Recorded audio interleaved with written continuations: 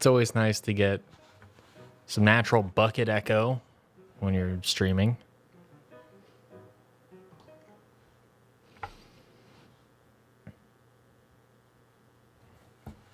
Gotta have that bucket echo. Where did my cam go? Hold on 1 second. Oh, I know. I know. Damn you.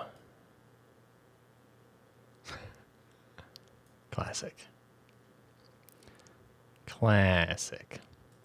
Okay. Please enter the current time. Oh, this again. Okay. It is 20:58. So that's 8. Oh, come on. 58. There we go.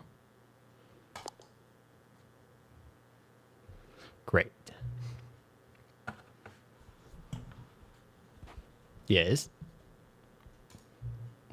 Before we get started, can I just say something? Sure. Thank you for actually setting the clock both times you booted up the game. You're welcome. I'm here to be honest with you. A lot of people don't take that step seriously. They just leave the clock set at midnight and call it a day. But you're actually taking the time to set the clock, and I appreciate that. That's how I know that you care about this experience. You're paying attention. Hell yeah. I love to be acknowledged. I feel seen right now. I don't even have any way of knowing if the times you're setting are correct. Really? I feel like you could kind of tap into the computer clock. Tell you what, I'll make you a deal, okay? Since you've been so cooperative, next time you boot up the game and see this screen, just set the clock to your favorite time. Okay. Go ahead. Pick whichever time you want, even if it's not the correct time. You've earned it. All right. I'll let you get back to the video game now. Thank you. That's fun. I was wondering why they were asking me to do that again.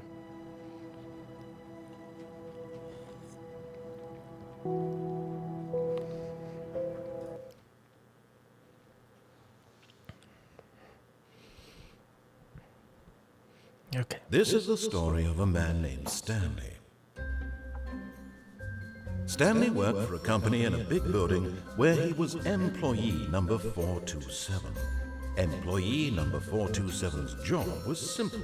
He sat at his desk in room 427 and he pushed buttons on the keyboard. Orders came to him through a monitor on his desk, telling him what buttons to push, how long to push them, and in what order. This is what employee 427 did every day of every month of every year. And although others might have considered it soul-rending, Stanley relished every moment that the orders came in, as though he had been made exactly for this job. Okay. I know the story. Welcome back. Thank you. What's that for? Come back? Sure.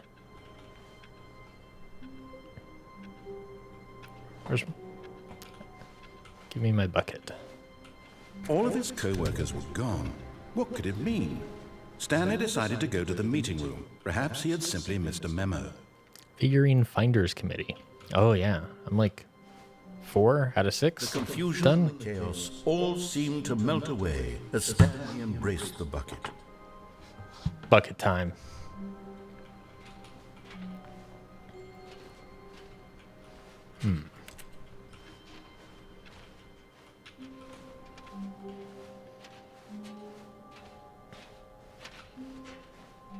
Stanley clutched the bucket tightly to his chest and entered the door on his left. This was not the correct way to the meeting room, but Stanley had Rebellious route. calling to him, telling him that the employee lounge was simply the place to be. And here it was. Had the bucket turned out to be correct? Was this better than the meeting room? Yes, Stanley thought to himself. Yes, perhaps it truly was. How insightful the bucket turned out to be.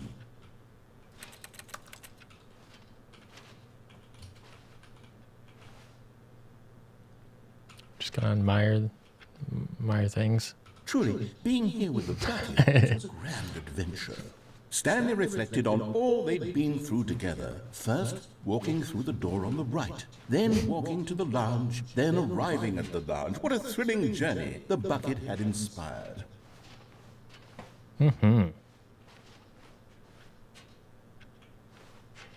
Perhaps this was where the bucket felt most truly at home, here in the employee lounge. Perhaps it's the only place a bucket can even feel at home.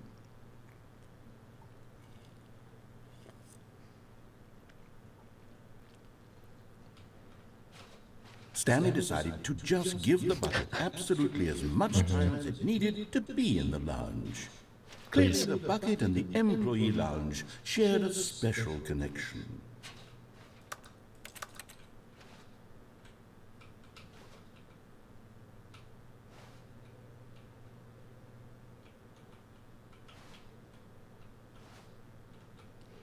I'm crouching so I can see from the perspective of a bucket.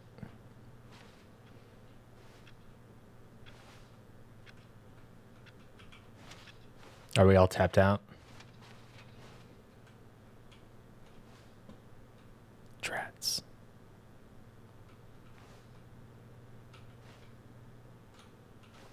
But finally, the bucket was done being in the lounge, and they took the first open door on their left to get back to business. Bucket mode. That's on my bucket list. No, Said the bucket.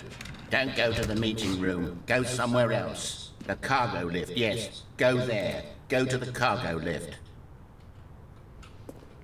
So I've done the thing where you go down there through the vent.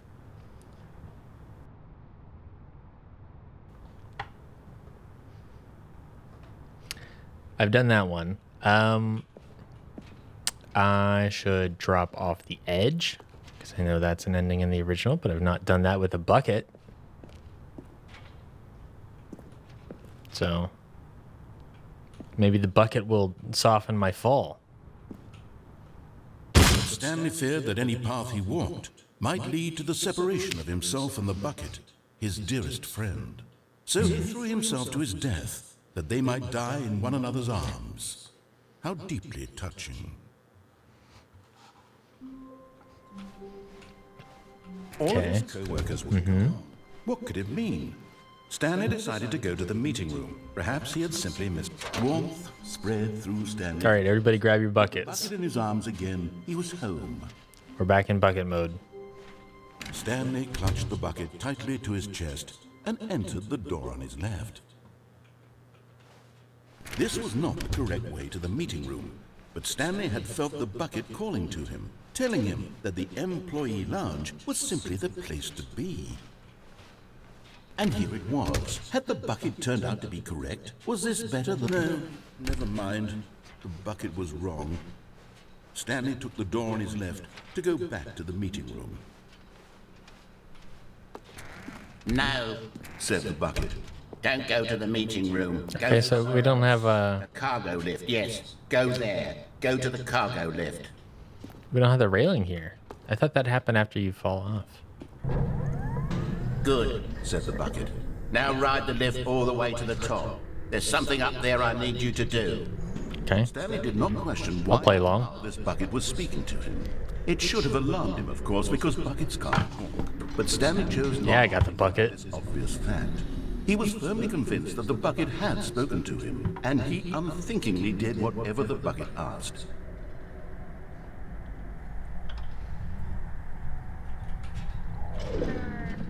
In here. Said the bucket. Go into this dark room over here. Stanley once again obeyed blindly. I always wanted to open this door.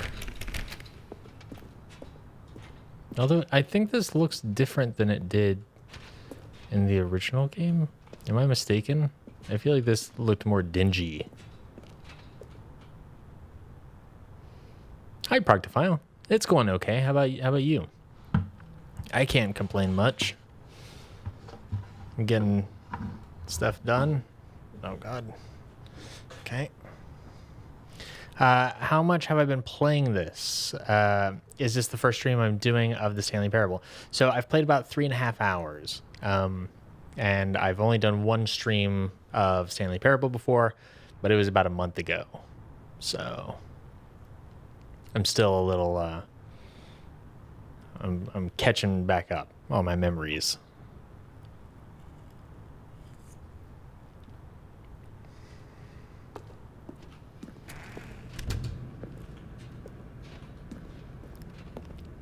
Okay, so you see the stickers on the bucket, and you got the bucket made. You think that I sunk hours already into this? No, just 3.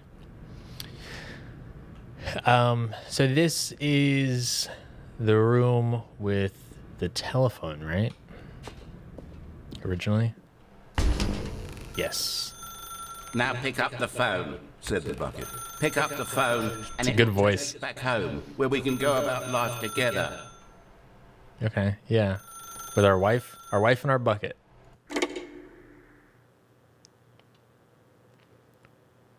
This is the sad story of a man named Stanley and his bucket. Once upon a time, I gave Stanley a bucket because I thought he was lonely and could use a friend. And then, very distressingly, he began to believe the bucket could speak to him.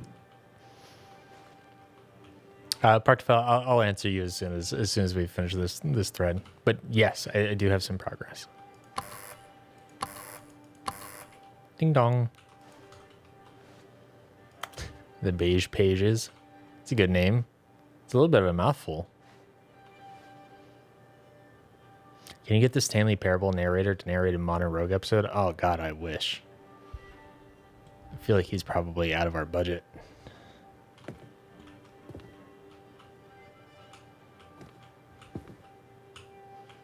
Whoa, I can just kind of scoot right into this chair. This is a lot nicer than the original ending, the house. This is so fancy. Look at this. I love this layout. This is great. Very geometric. Got this nice U shape.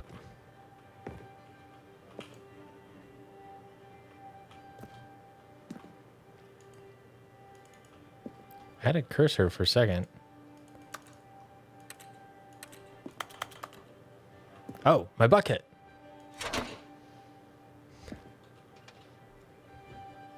Okay, let's go to work, buddy.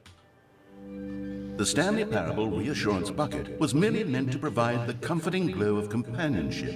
It doesn't literally talk and give you orders. Whatever Stanley is hearing the bucket say to him is just in his head. I don't believe you.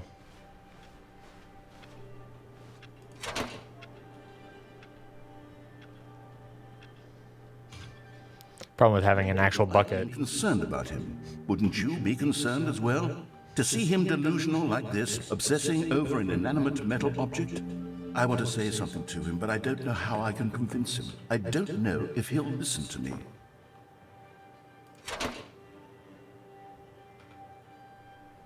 Oh, I'll try anyway. Stanley, can you hear me? Listen to me. It's just a bucket. It can't think, it can't talk. All it will ever truly do for you is effectively transfer a liquid from one location to a different location. That's it. It doesn't do anything else.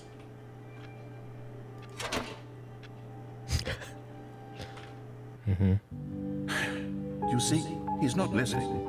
He's still taking orders from the bucket. You know, once upon a time it was me he took orders from. Me he trusted and listened to. Now all he cares about is his awful bucket. This stupid hunk of metal. I really like the music in this section. It's real nice.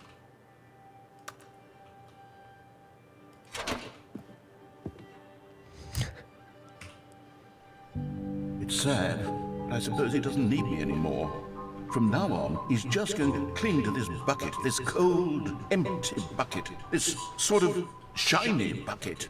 Well, I'll give it this. The bucket does have a nice shine to it. Yeah, my bucket's not... I mean, my bucket's got like a sheen to it, but it's not shiny because it's not metal. It's just plastic. But my bucket's bigger than Stanley's bucket. It's like a 5-gallon bucket.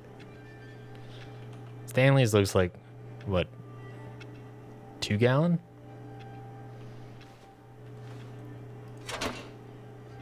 When it comes to buckets, it often is. You know how much water this thing can hold? 5 gallons. That's a lot of water. You believe I'm real, don't you, Stanley? Press K to go back home. Yes, I suppose on closer inspection that it doesn't quite look like your average hardware store bucket. It's just a little more, what am I trying to say? Sturdier, more capable of transporting liquid. Like it would be better at moving an amount of water from one room to another. The narrator's name is Kevin Brighting, and it would cost about 250 euro to hire him. That's not totally out of the question. We would need a good reason to do it. Maybe I can come up with a good emergent beacon reason. And then just be like, well, I'm already losing money on this video anyway. Might as well make it fucking great with Kevin Brighting. Oh my God, what am I saying? Ominous. Better at carrying water from room to room. It's a bucket. It's literally just a bucket. Why do I feel some need to point out the ways in which it's so much more than just a regular bucket?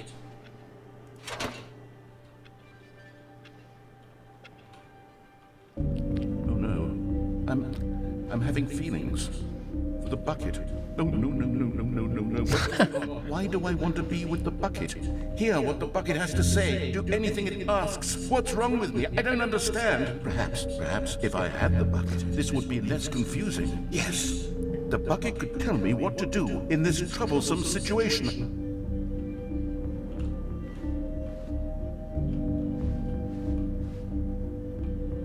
Stanley, give me the bucket. Oh no. Give me the bucket, Stanley. I need it. Give it to me now. Give it, or I'll... A love triangle with the bucket. Okay. Can do.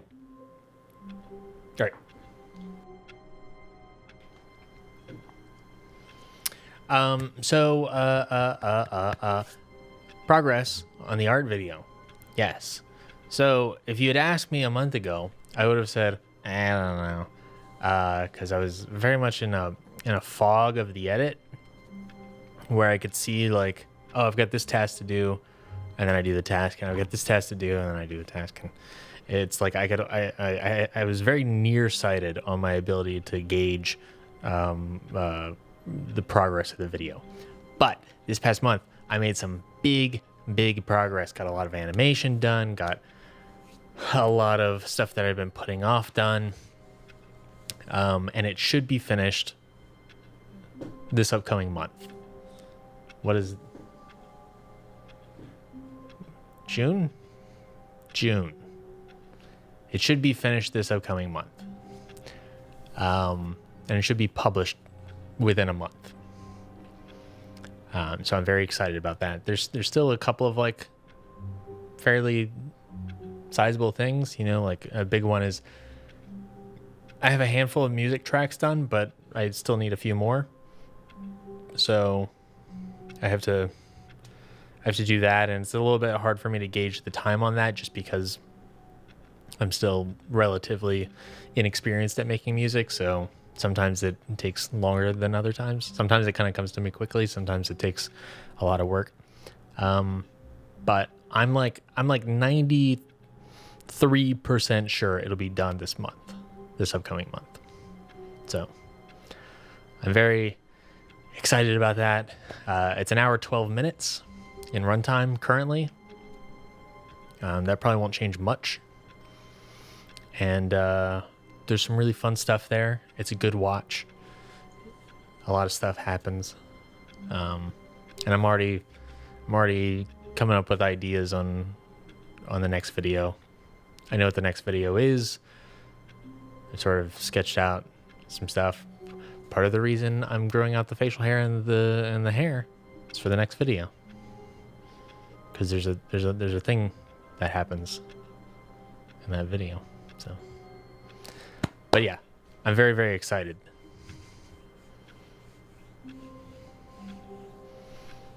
Nope, none of those things. You will probably not be able to guess. But yeah, it's tough because it's like you sit down to watch it, and you're like, okay, I got to take notes, and then you just kind of get like, you're like, oh man, I just spent 40 minutes just like watching this video and get kind of sucked into it, which is a good thing, I guess. But yeah, super excited. I'm very eager. Oh my god. Just to have something on the channel again. It's been 13 months as of this week. As of the end of this week, it'll have been 13 months since my last video. So I could not happen sooner, despite wanting it to. Okay, let's get that bucket. What do you say? His co-workers were gone. What could it mean? It means they all found their own Together bucket. at the meeting room. Perhaps Stanley picked up the bucket and smiled. He'd never be alone again. Not truly alone. Not with the bucket around.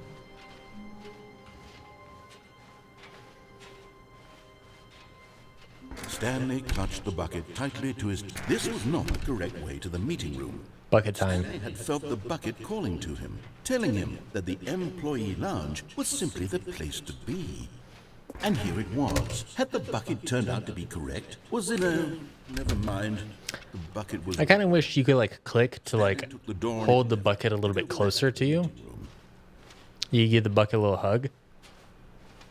That'd be kind of nice. No, said the bucket.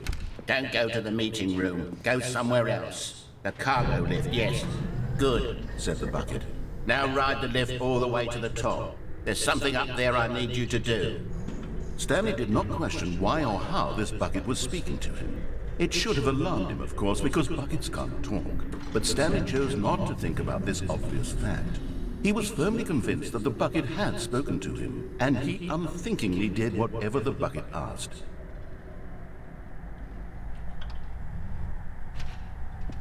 In here. Said the bucket. Go into this dark room over here. Stanley once again obeyed blindly. Am I taking a practical approach to finding all the endings? I'm just kind of hitting the ones that I remember. And so it's like, you know, I remember there's one here where you unplug the phone, so it's like, okay, well, if I already just did this one, then do the one right next to it, you know, so I don't forget it.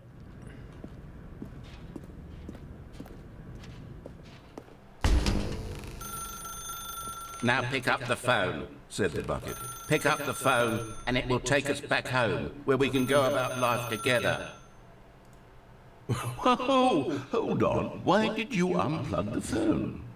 Were you trying to resist the bucket's orders? Stanley, I was joking. Obviously, the bucket isn't talking to you and telling you to do things. Buckets can't talk. It was a joke. Don't you get the joke? It's funny, Stanley. A talking bucket. Can't you see? Oh, goodness. I must have really bungled up the delivery if you actually took me seriously. Where did I mess up the joke? Should I have paused for longer or spoken quicker? Comedic timing is so difficult. I wish I were better at it. But there isn't exactly an instructional video on comedy that one can watch to fully... Oh, wait, yes, there is. It's sitting right here. Let's take a look. What is comedic timing? What is comedic timing? How does it work? How long should it last? How can it be used to effectively silence your political enemies? And more importantly, can it be taught in its entirety within 90 seconds? Thankfully, the answer to all of these questions is yes. Let's dive deeper. If you've ever told a joke or made someone laugh, in all likelihood, you did it while standing 50 to 80 centimeters from them in a room of no more than 76 degrees Fahrenheit, with one of your arms raised straight upward at a 15-degree angle from your body. These are the optimal conditions for good comedic timing. To begin the joke, start by stating and spelling your name. Next, provide a brief synopsis of the joke, including the specific times at which the recipient of the joke will laugh, and then spell out your name a second time.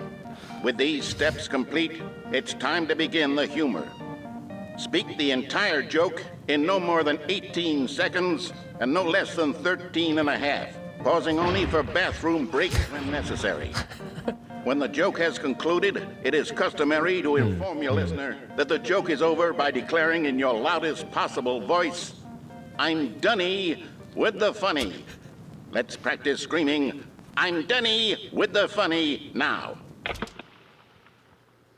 I'm Doney with the funny. Good. This saying is a perfect example of expectations management, which is the cornerstone of good comedy. Finally, it's time to hand out surveys. Collecting hard data from your audience on how rapt they were throughout the joke is the only way to grow or learn as a comedian. An effective survey should be no less than 10 pages long and should include the same question reprinted several times, just to ensure the survey taker is actually paying attention and not simply filling in answers at random. Smart. And that's all there is. With these strategies at your disposal, you'll have audiences doubled over in laughter and even tripled over in laughter in no time at all. Just remember to let them stop laughing at some point, you gut-busting little scamp.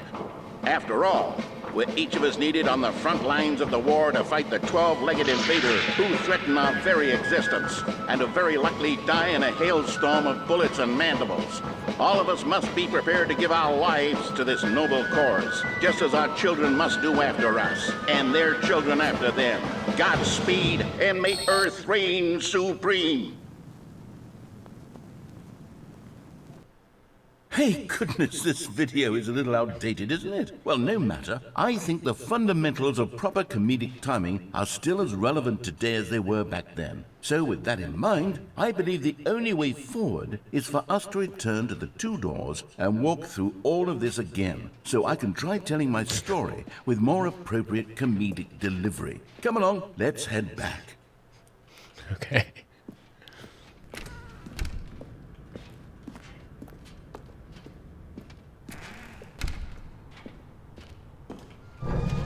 I can feel it. This time, I'm really going to nail the delivery. You'll be in stitches. A talking bucket, you'll say? How ridiculous. How absurd. What a hilarious concept. The king of comedy. That's what you'll call me. Thank goodness we have the instructional video. Otherwise, who knows where we'd be right now. Well, I wouldn't be the king of comedy, that's for sure. The bucket spoke to Stanley. The bucket spoke. The bucket spoke. Oh, I'll figure it out on the fly. No need to overthink things. The writing process for games like this must be excruciating. I honestly feel like I would really enjoy the writing process for a game like this, right? Because you have to graph it out before you really start building too much stuff. And I know that it's a very iterative process because you have to see what works and what doesn't. But I would love to just come up with,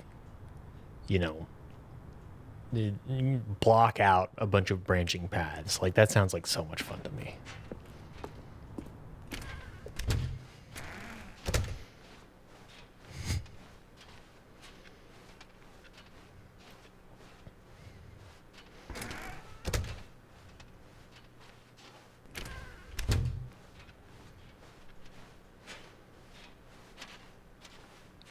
It's really fucking goofy. They make you walk all the way back and don't just start you over. Here we go. You ready? When Stanley and the bucket came to a set of two open doors, they entered the door on the left.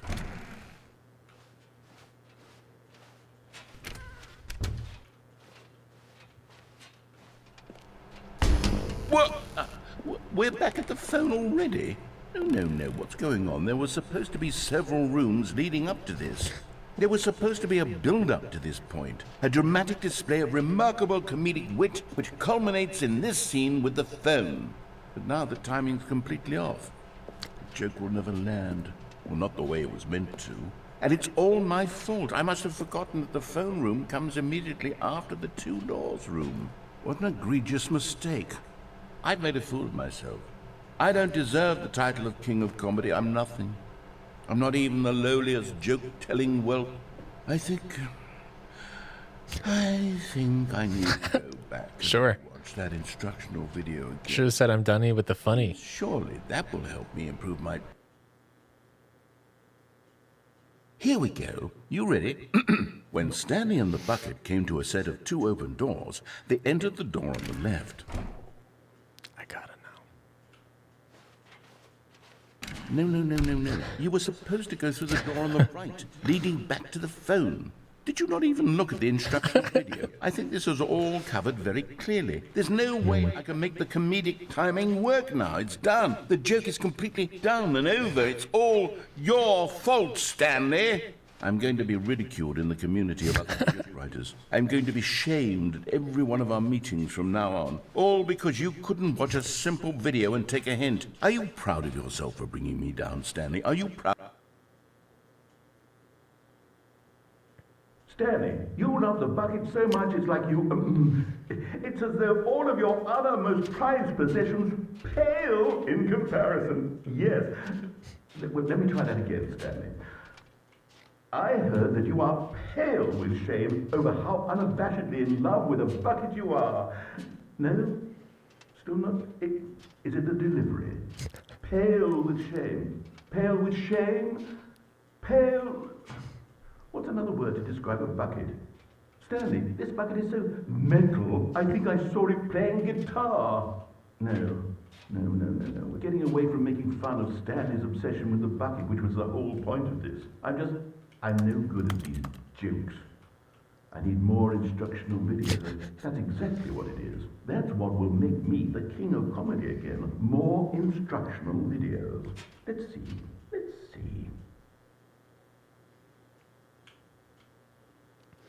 Workflow/diagramming can be fun, but also annoying. I believe that. I believe it. I kind of want to do that one again, just to see Stanley decided if following to the right on the second path, on the second time around, differs. Off on another thrilling adventure together. Stanley clutched the bucket tightly to his... This was not the correct way to the meeting room, but Stanley had felt the bucket calling to him, telling him to sprint. The employee lounge was simply the place to be. And here it was. Had the bucket turned out to be correct? No, never mind. The bucket was wrong. Stanley took the door. Come on, Stanley. To Sprint. Go to the meeting room. No, Said the bucket. don't go to the meeting room. Go somewhere else. The cargo lift, yes. Good. Said the bucket. Now ride the lift all the way to the top. There's something up there I need you to do. Stanley did not question why or how this bucket was speaking to him. It should have alarmed him, of course, because buckets can't talk. But Stanley chose not to think about this obvious fact. He was firmly convinced that the bucket had spoken to him, and he unthinkingly did what the bucket asked. In here. Said the bucket. Go into this dark room over here. Stanley once again obeyed blindly. Now pick up the phone. Whoa, hold on. Why did you unplug the phone? Were you It's probably not the bucket's orders? actually different, but we might get a couple extra Obviously, lines of the bucket dialogue. isn't talking to you and telling you to do things. It's funny that Buckets can't talk. It was a joke. originally Don't you get the the joke? original Funny ending thing. had a talking bucket. the like old instructional video bit Goodness. as well. I must have really bungled up the delivery. So it's fun that they did the same gag, but like Where did I mess up the joke? different. Should I have paused for longer or spoken quicker? Comedic timing is so difficult. I wish I were better at it. But there isn't exactly an instructional video on comedy that one can watch to fully... Oh, wait, yes, there is. It's sitting right here. Let's take a look. What is comedic timing? You ever played Detroit Become is Human? No, that was Timing. How does it work? How long? that was should it last? How can it be used to effectively silence? I your remember that political game. enemies? I didn't play it. More importantly, can it be taught in its entirety within 90 seconds? They also did Thankfully, the they answer did to all other of these games that were questions also is like Yes. Let's dive deeper. choose your path kind of If you stuff, ever right? told a joke or made someone laugh, in all likelihood, you did it while standing 50 to 80 centimeters from them in a room of no more than 76 degrees Fahrenheit, with one of your arms raised straight upward at a 15-degree angle from your body. These are the optimal conditions for good comedic timing. To begin the joke, start by stating and spelling your name. Next, provide a brief synopsis of the joke, including the specific times at which the recipient of the joke will laugh, and then spell out your name a second time. With these steps complete, it's time to begin the humor. Speak the entire joke in no more than 18 seconds and no less than 13 and a half, pausing only for bathroom breaks when necessary. When the joke has concluded, it is customary to inform your listener that the joke is over by declaring in your loudest possible voice, "I'm Doney with the funny." Let's practice screaming, "I'm Doney with the funny" now. Made a couple other games, but they weren't nearly as good. Gotcha. Good. This saying is a perfect example of expectations management, which is the cornerstone of good comedy. Finally, it's time to hand out surveys. Collecting hard data from your audience on how rapt they were throughout the joke is the only way to grow or learn as a comedian. An effective survey should be no less than 10 pages long and should include the same question reprinted several times, just to ensure the survey taker is actually paying attention and not simply filling in answers at random. And that's all there is. With these strategies at your disposal, you'll have audiences doubled over in laughter and even tripled over in laughter in no time at all. Just remember to let them stop laughing at some point, you gut-busting little scamp. After all, with each of us needed on the front lines of the war to fight the 12-legged invader who threaten our very existence and to very likely die in a hailstorm of bullets and mandibles, all of us must be prepared to give our lives to this noble cause, just as our children must do after us, and their children after them. Godspeed, and may Earth reign supreme. Hey, goodness, this video is a little outdated, isn't it? Well, no matter. I think the fundamentals of proper comedic timing are still as relevant today as they were back then. So with that in mind, I believe the only way forward is for us to return to the two doors and walk through all of this again, so I can try telling my story with more appropriate comedic delivery. Come along, let's head back. Ugh. Foiled.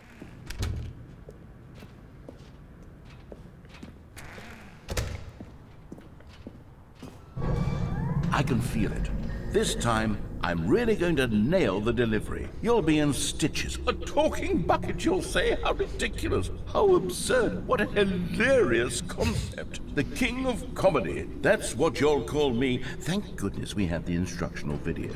Otherwise, who knows where we'd be right now. Well, I wouldn't be the king of comedy, that's for sure. The bucket spoke to Stanley. The bucket spoke. The bucket spoke. Oh, I'll figure it out on the fly. No need to overthink things. Yeah, it is very funny that they're like, just walk all the way back. Because in the original game, they definitely did a number of like iterative loops where they're like, just start over and new stuff will happen.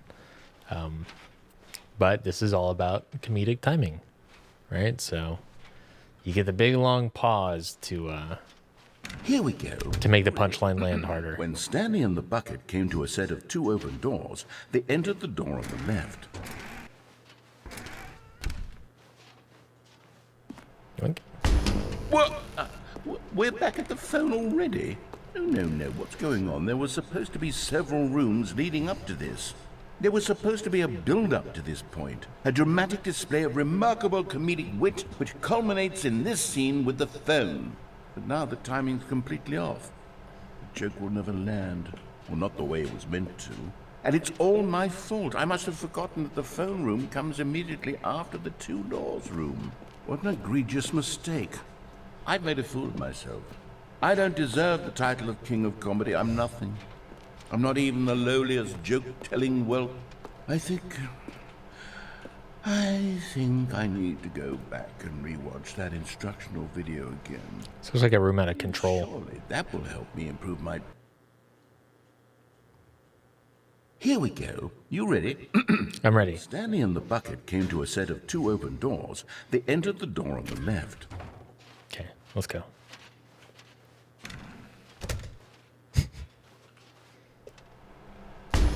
What? We're back at the phone already? No. Here we go. You ready? When Stanley and the bucket came to a set of 2 open doors, they entered the door on the left. Is it gonna I get the feeling it's gonna keep doing stuff like that until it forces me to go left, or until it encourages me to go left. Yeah. Okay. So I probably didn't need to do this ending We're back again. At the phone already? No. Yeah, okay. So I was just like, You ready? I was just as one Open doors. decision too eager Left. to get the full payoff of this. Okay. That's on me. No. You were supposed to go through the door on the right, leading back to the phone. Did you not even look at the instructional video? I think this is all covered very Hold on, clearly. how far can I There's get? no way I can make the comedic timing work now. It's done. The joke is completely done and over. It's all your fault, Stanley.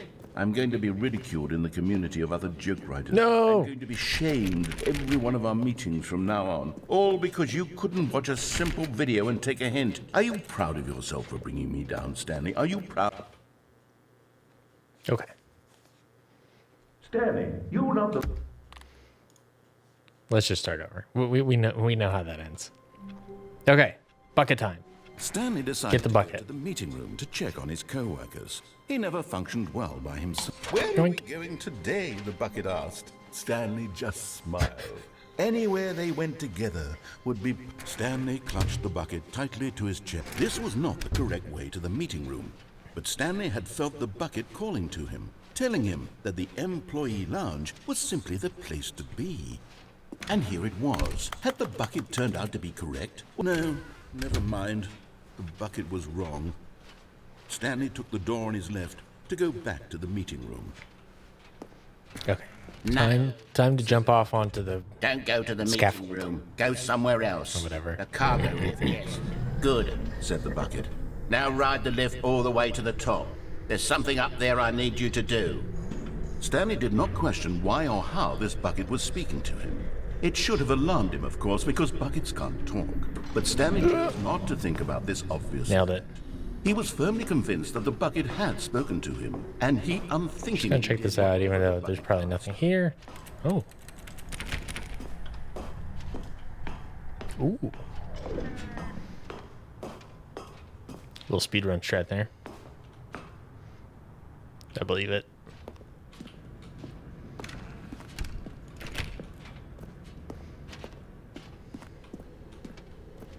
No, stop. Look there on the wall. You see, there's a sign right there. It says, no buckets past this point. Stanley, how could you think it was okay to bring the bucket here? Unless, what if the problem is that you actually don't know what is a bucket and what isn't a bucket? I suppose that would explain a lot about your behavior up to this point. Which, if that's true, well, my goodness, I think we have to do something about it. This misunderstanding could have dire consequences on the entire rest of the game if not addressed quickly and properly. So much of the impact of the story is dependent on your understanding of what is and isn't a bucket. Did I use all my jump abilities? Yes. All immediately. Yeah. Please, step in here for a moment.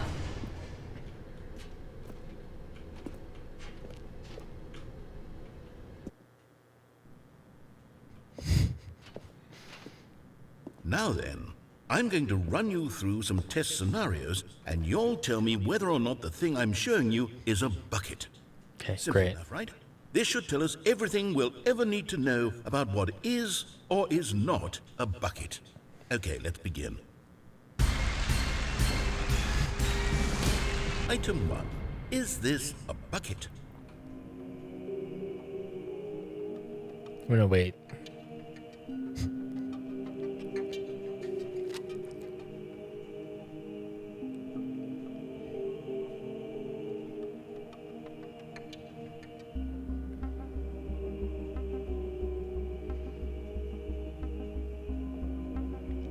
I will try to guess correctly this run, and then maybe come back through and guess incorrectly, because, you know, you might get some fun dialogue out of that. Need a phone a family member? That'd be great.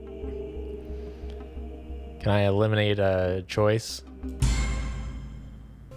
Incorrect. It is a hologram of a bucket, not an actual bucket.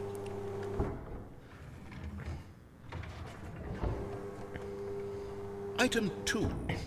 Is this a bucket?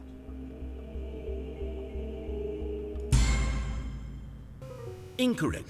It is a 3D printed recreation of a bucket, not an actual bucket.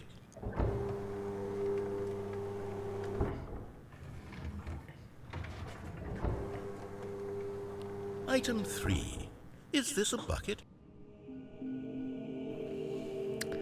My suspicion is no matter which choice you choose, you're incorrect, and there's a different reason why you're incorrect. That's me trying to feel out the underlying game mechanics at play here. Classic trick, you're always wrong. Yep. I would say a 3D printed bucket is a bucket. It depends on how well it holds water, or liquids, or anything. Correct. This is a bucket.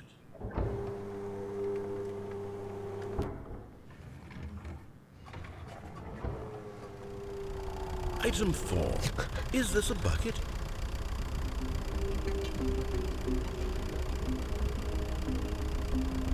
Depends on how you define bucket. There is a volume on the interior. There's a hole at the top. It can hold things. It is functionally a bucket, but not aesthetically a bucket. I'm gonna go yes. Are you hallucinating? This is a tractor. It's an enormous machine that tills the earth. I thought this was a gimmick. How on earth did you manage to screw it up? Absolutely incredible. Let's just move on to the next one. You can hold fluids, totally. Is this a bucket?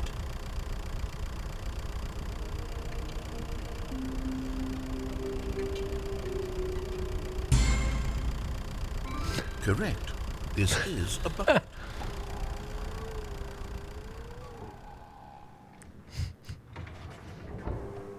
Just no explanation. Item 6. Is this a bucket? I'm just guessing yes on everything. Trick question. Both. Gotcha.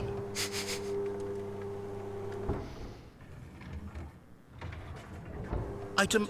Wait, hold on. I can't find the next one. Let me see. It should be around here somewhere.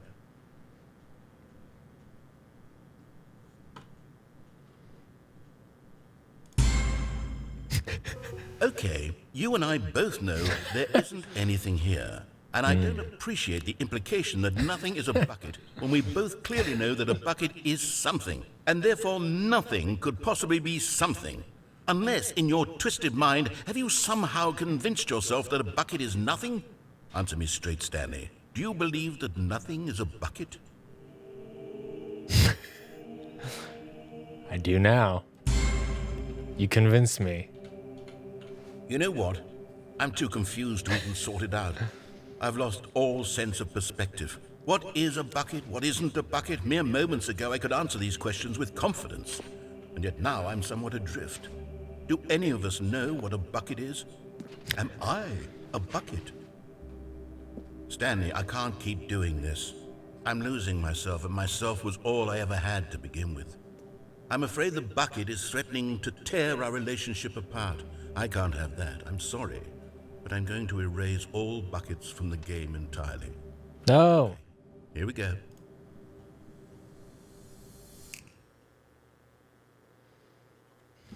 What happened? Is everything gone? Why did everything disappear? Wait, was everything a bucket? Every single thing in the game was a bucket. Oh my God, I had no idea. How could... Except me. Monkey's I'm paw. not a bucket after all. And you, Stanley, you're still here. You're not a bucket either. Oh, this is wonderful news. It's my favorite Twilight Zone episode. Yes, I actually feel much more at ease right now. It's delightful to get some clarity on that issue, but it doesn't change the fact that we haven't got a game. So, tell you what, I'll reset everything, and we'll put back all of the buckets. Okay? Great. and we'll know that it's all a bucket. But if you run into anyone else, maybe don't mention that. Who knows what that information might do to a person? All right, here we go. Oh, I shouldn't bring up the bucket until I get the bucket. Oh, alternate layout. Great. All of his co-workers were gone. What could it mean? Stanley decided to go to the meeting room. Perhaps he had simply missed a memo. A good bucket, a strong bucket, a humble bucket, a committed bucket, a bucket of culture and distinction. Stanley pressed the bucket upon every little thing in the office. Nothing responded to the bucket's touch, but it did little to discourage Stanley's belief in the magic of the bucket.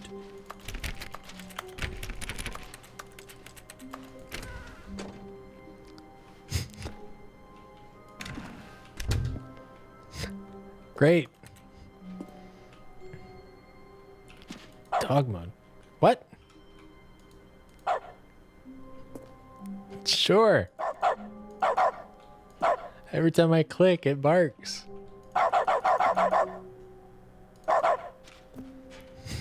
Sure.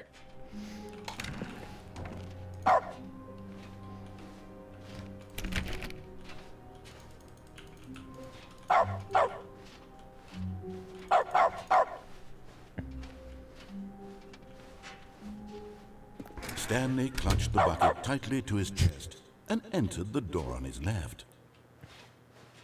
This was Okay. not correct. Now I gotta try saying that nothing is a bucket. Calling to him, telling him that the employee lounge was simply the place to be. And here it was. Had the bucket turned out to be correct? Was it no? Never mind. The bucket was wrong. Stanley took the door on his left to go back. Can I wave dash? Can I like get extra speed by going diagonally? No, Said the bucket. don't go to the meeting room. Go somewhere else. The cargo lift, yes. Go there. Good. Said the bucket. Now ride the lift all the way to the top. There's something up there I Oh, need. listen to that echo. Stanley did not question why or how this bucket was speaking to him. It should have alarmed him, of course, because buckets can't talk. Oh, and all those But balloons up Stanley there. chose not to think about this obvious fact. He was firmly convinced that the bucket had spoken to him, and he unthinkingly did whatever the bucket asked. It's a great echo.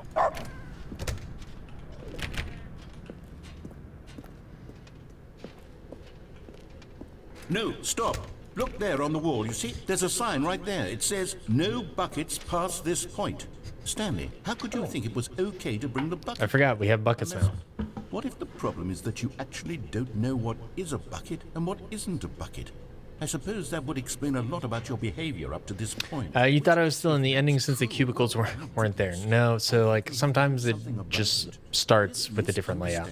Could have dire It was like that in the original as well. entire rest of the game if not addressed quickly and properly. So much of the impact of the story is dependent on your understanding of what is and isn't a bucket. Please step in here for a moment.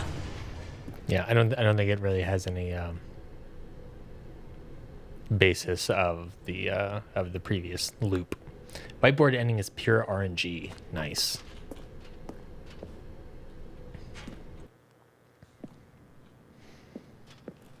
Now then, I'm going to run you through some test scenarios, and you'll Okay, tell me we're gonna go no on I'm everything. showing you is a bucket.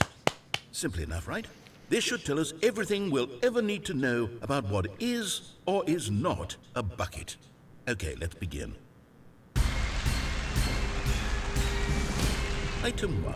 Is this a bucket? Correct. Okay. It is a hologram of a bucket, not an actual bucket. So there might be like a special path if you get everything right. Item 2. Is this a bucket? Correct. It is a 3D printed recreation So we have to do this a third time of an actual bucket. to try to get everything right.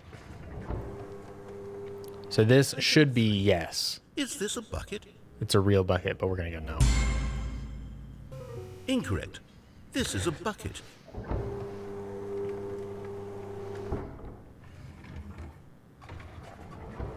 Okay. This should be no. 4. Is this a bucket? Correct. This is a tractor and not a bucket.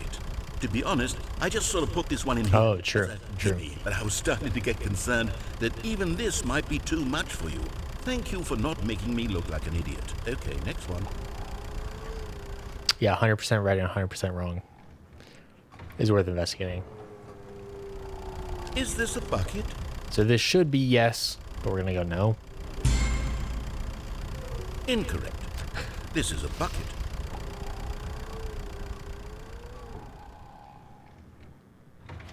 I suspect this will actually probably be the same ending that we got originally. Is this a bucket? This should be... This should be yes? I don't remember. Trick Oh, question. trick question, right. Both. Gotcha. So yeah, I think the trick question might make it so that I don't know if I can get it 100% right or I wrong. can't find the next one. Let me Because see. of that. Around here somewhere. So it might just be a binary yes or no on this decision. Yes, thank you. There's nothing here. Of course it isn't a bucket. We both know full well that nothing isn't a bucket. Wait, when I say nothing isn't a bucket, that makes it sound like I'm saying everything is a bucket, which of course is not true. Unless, is that what you think? Answer me straight, Stanley. Are you trying to tell me that you believe everything is a bucket?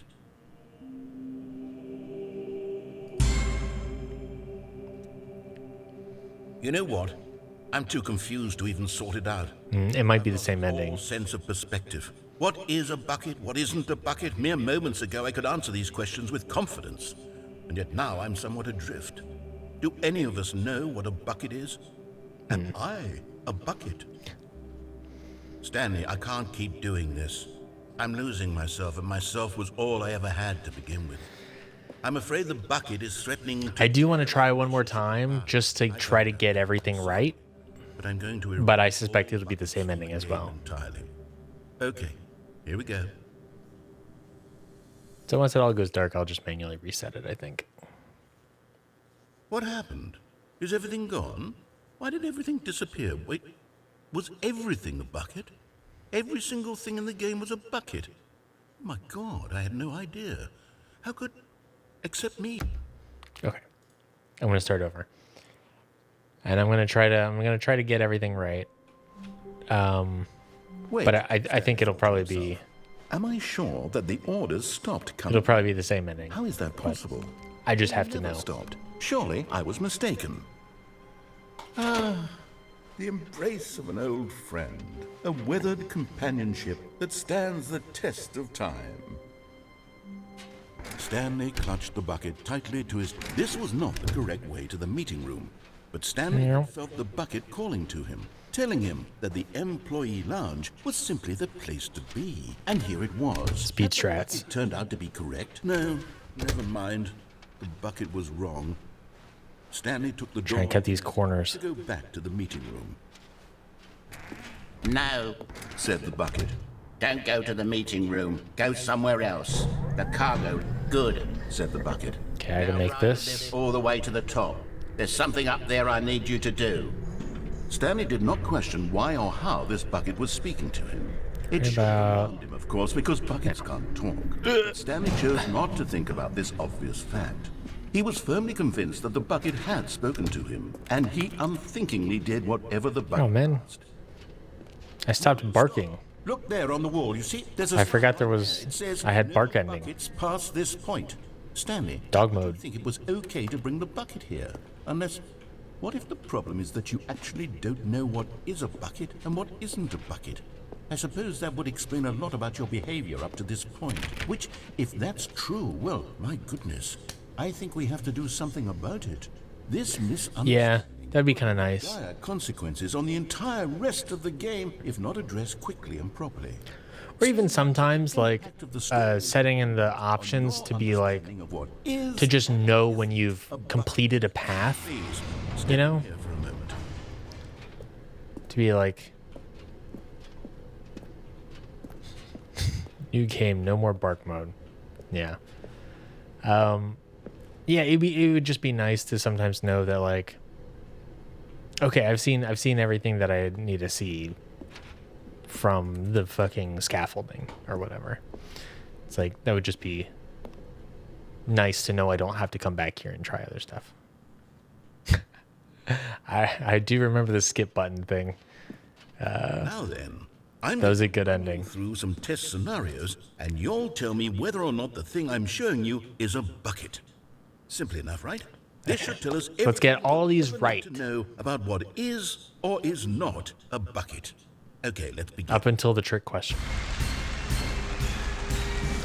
Okay, Item 1. not a bucket. Is this a bucket? Correct. It is a hologram of a bucket, not an Let's go. actual bucket. Never give up. Item 2. Is this a bucket?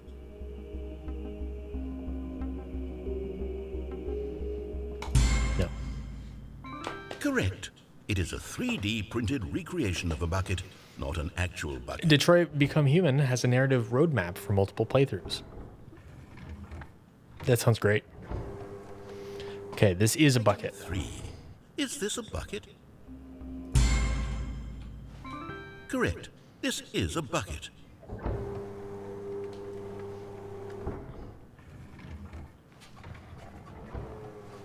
This is not a bucket. Item 4. Is this a bucket? Correct. This is a tractor and not a bucket. To be honest, I just sort of put this one in here as a gimme, but I was starting to get concerned that even this might be too much for you. Thank you for not making me look like an idiot. Okay, next one. This one is a bucket. Is this a bucket?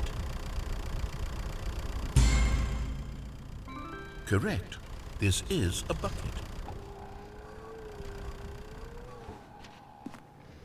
And then this one is a trick question. Item 6. Is this a bucket? Can I go anywhere? Can I do anything? Because unfortunately, no matter what I answer, it's both right and wrong.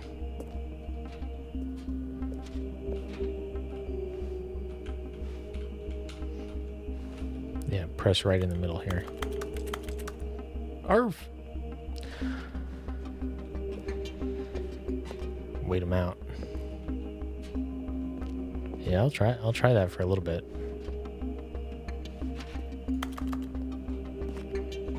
You bastard, you can't fool me.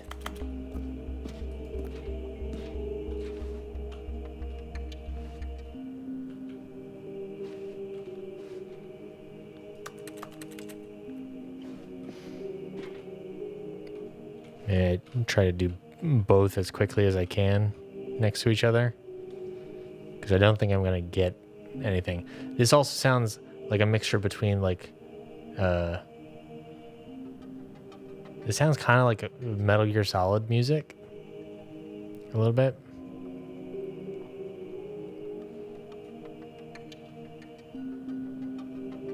Or a lot of it.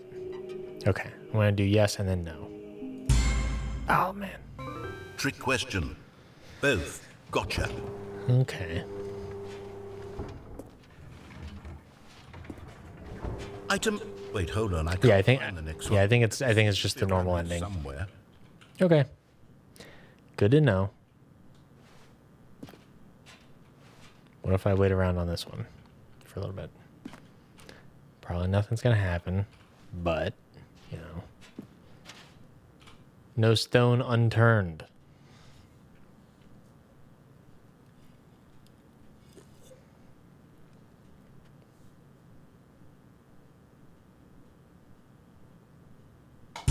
Okay. Yes, thank you. There's nothing here. Of course it isn't a bucket. We both know full well that nothing isn't a bucket. Wait, when I say nothing isn't a bucket, that makes it sound like I'm saying everything is a bucket, which of course is not true. Unless, is that what you think? Answer me straight, Stanley. Are you trying to tell me that you believe everything is a bucket?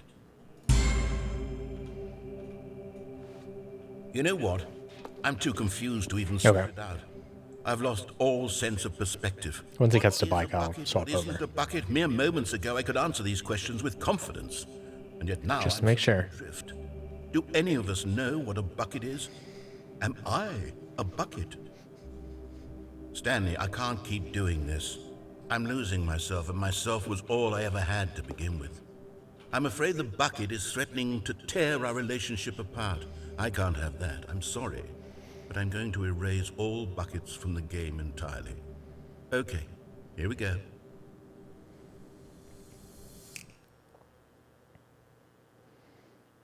What happened? Okay. Okay. So I feel like we've kind of exhausted the right side except for that path All of to his the people underground. Gone. What could it mean? Stanley decided to go to the meeting room. Bucket time. Made Stanley want to be a better man and a better co-worker. In time, perhaps, he would become both of those things.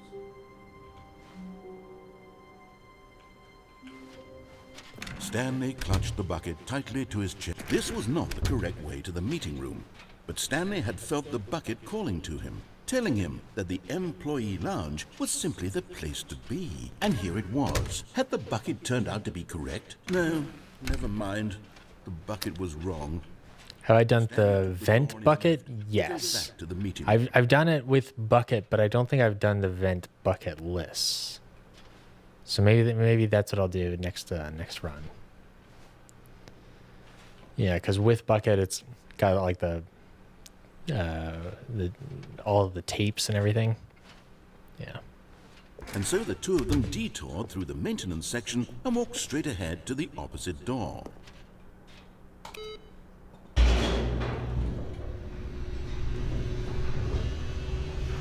Because I don't think the vent was their original game. Good, Stanley. I'm glad you found your way here. I knew you'd find this place eventually.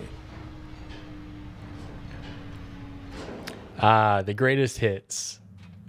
You see, your friends and I are concerned for you. Storyline, We've come together here because we care about the baby game, It's this bucket broom closet. carrying around everywhere. The bucket isn't even from the original Stanley Parable. It's just sequel content. We're the ones that matter, Stanley. Classic characters from the first game, like the Adventure Line and the Broom Closet. Hell yeah. Because that's what fans want from a sequel. They want more of their favorite jokes, not this bucket that they've never seen before. Yes, I know I'm the one who gave you the bucket, but you're spending too much time with it. Don't you want another story involving the Adventure Line? We could make the Adventure Line go somewhere new. Yes, yes. That sounds great. That's what the fans want. Let's do it. Okay. Yeah, I mean, first I gotta check this out.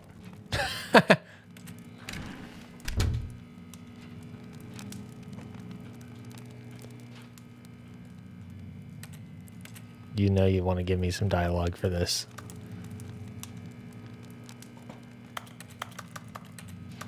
Come on, man.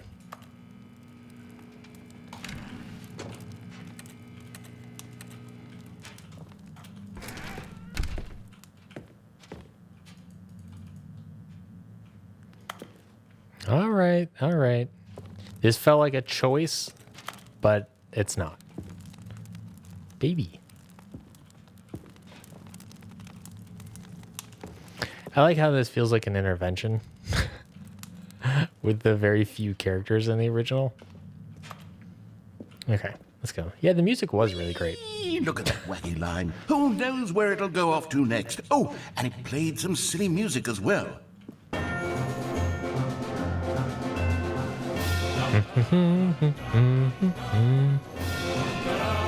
Hell yeah.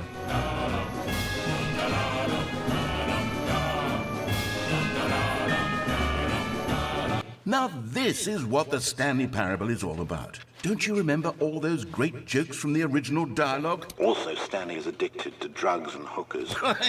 Yes, it's as classic now as it was back then. Let's do it for the fans, Stanley. Let's give them more content exactly like this. But if we want to do that, you're going to have to give something up. How dare you?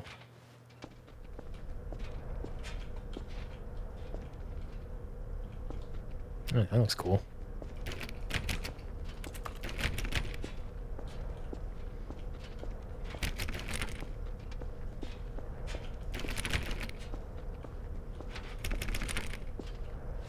I'll never give up this bucket. Who's winning? We all win when we play Stanley Parable.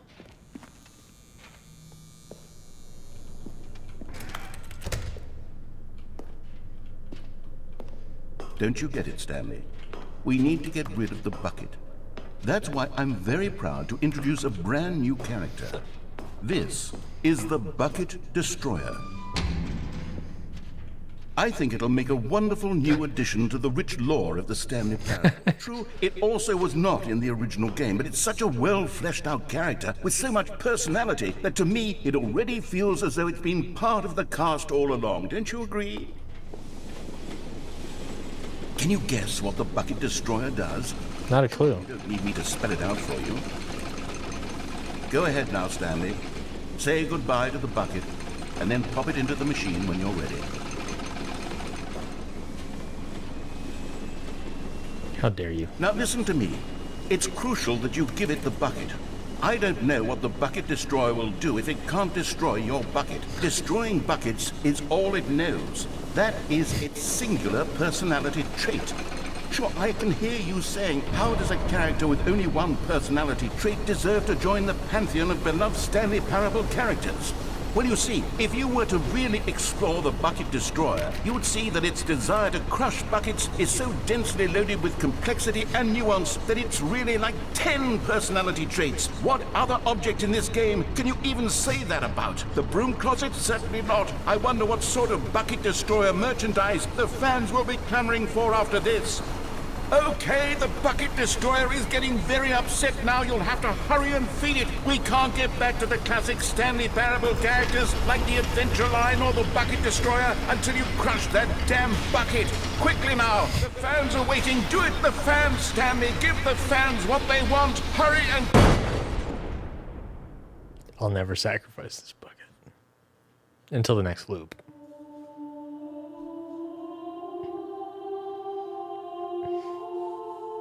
The Bucket Destroyer, my prized creation. You had so much potential. We were going to do such marvelous things with you, tell such spellbinding stories about you. All of it squandered now. Goodbye, new friend. For the moment in time that you were here, you were magnificent.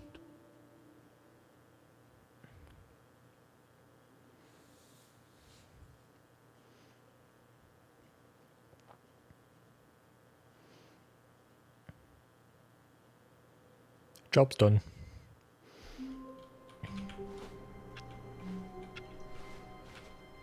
All of his co-workers were gone. All right, now I got to feed it the bucket. Stanley decided to go to the meeting room. Not everyone Bucket is time. so lucky to have a bucket, but Stanley is a very lucky fellow. Very lucky indeed. Alternate layout.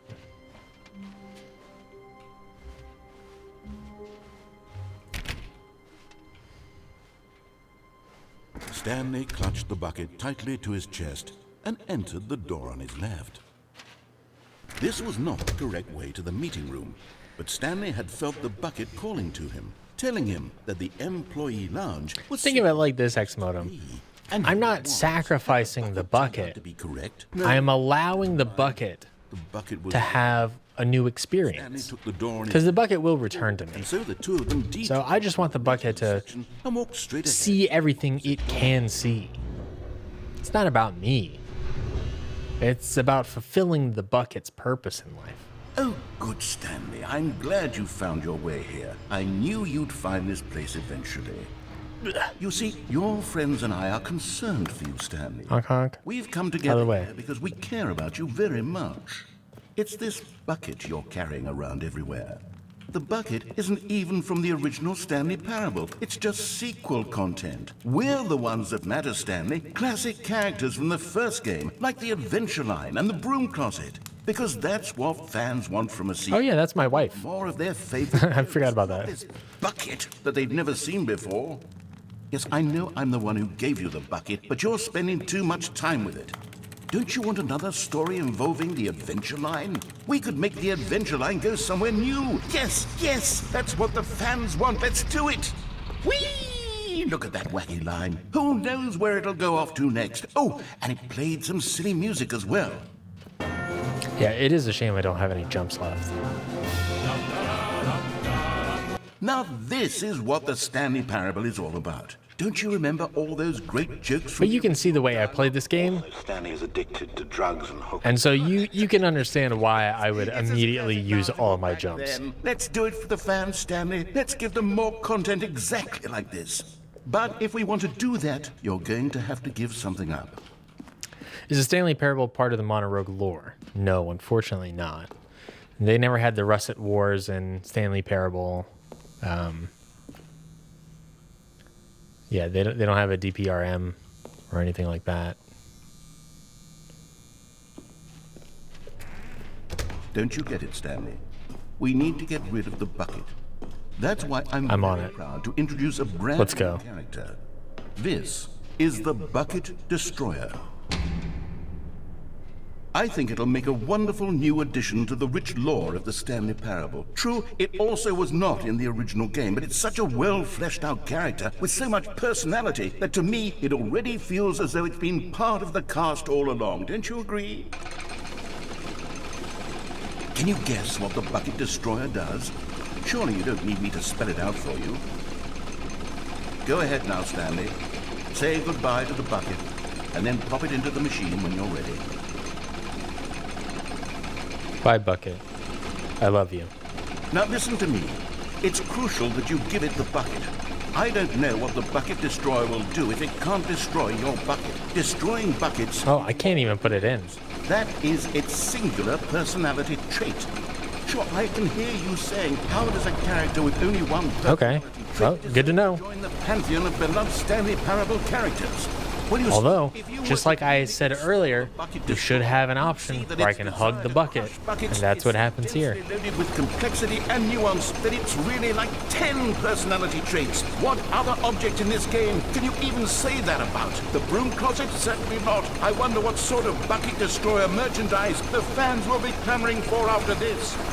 Okay, the Bucket Destroyer is getting very upset now. You'll have to hurry and feed it. We can't get back to the classic Stanley Parable characters like the Adventure Line or the Bucket Destroyer until you crush that damn bucket. Quickly now, the fans are waiting. Do it, the fans, Stanley. Give the fans what they want. Hurry and...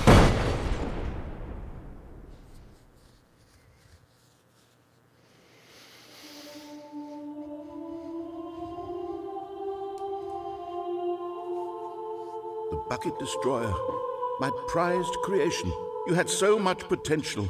We were going to do such marvelous things with you, tell such spellbinding stories about you. All of it squandered now. Goodbye, new friend. How's the stream holding up? Time that you were here, you were... I mentioned earlier I have different internet now. So I'm just curious.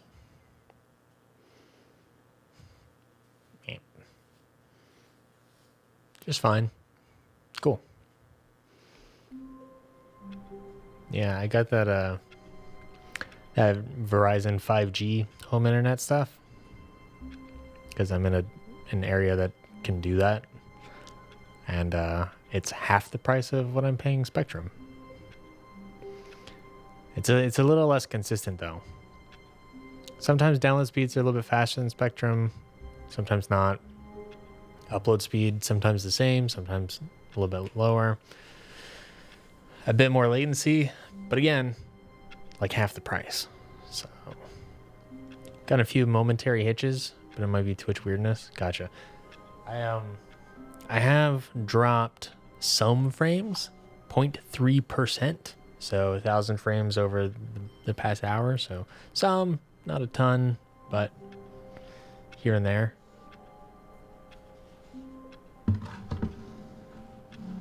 Yeah. But not horrible. Cool. Good to know. Good to know. All of his co-workers were gone. What could it mean? Because I haven't actually canceled my Spectrum yet. Perhaps he had simply missed So I'm currently paying for 2 internets and would like to cancel it, but I wanted to make sure that streams were viable here before I canceled.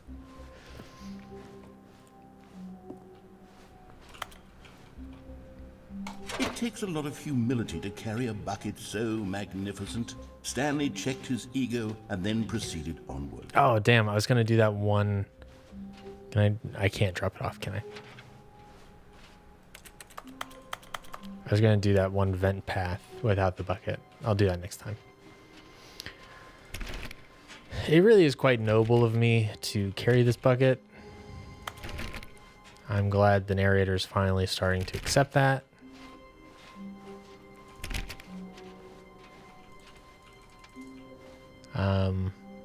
I don't think there are any other paths down below, right? I would give my life for this bucket. Stanley clutched the bucket tightly to his chest and entered the door on his left.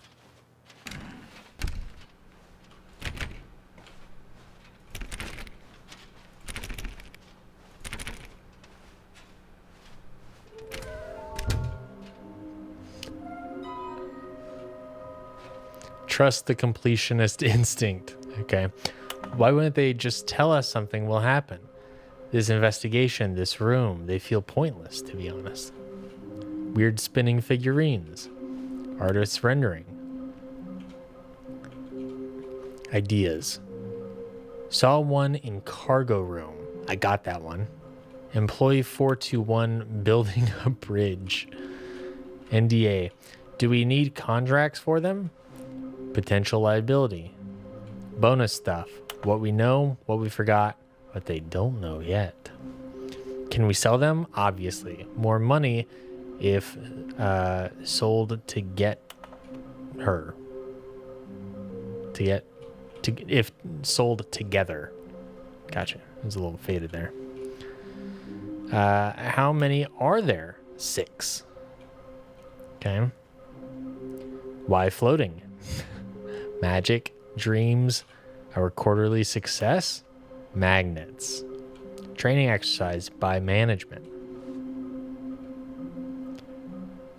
Why do they kind of look like 427? Should we make them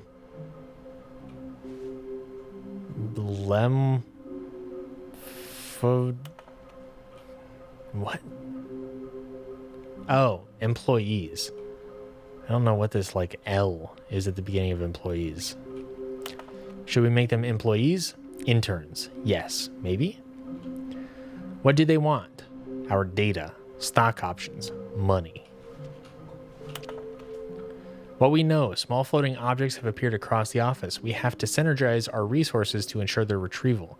There are many questions. There was no memo from management. Agenda. How can you tell you spotted one? What makes them float in the air? Who took these pictures of them? Okay, that's the bathroom up in the boss's office. Fig leaves are hard to find. Follow clues provided by employee 416. We can do it. Red room? Thank you. Good luck. Was that 416? I'll see it on the next slide. Bottom text.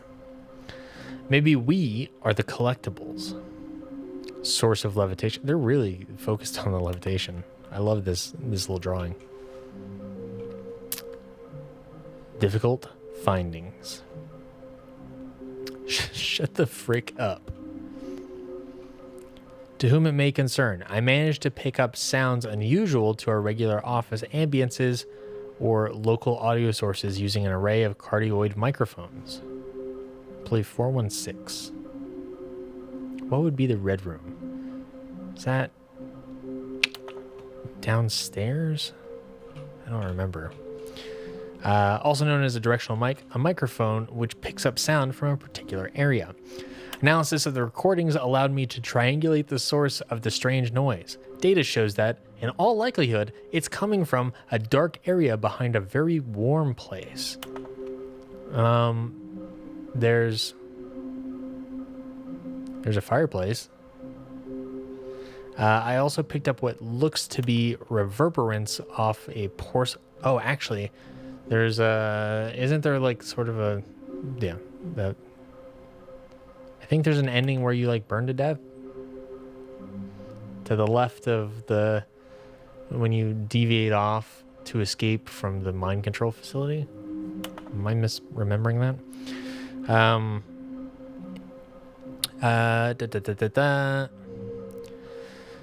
I also picked up what looks to be reverberance off a porcelain surface. Anyone have any leads on this?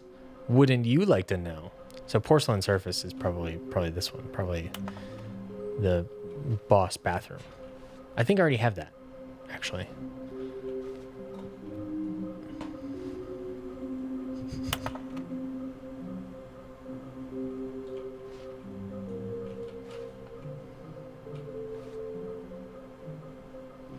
I love this stuff. Beware the false prophet.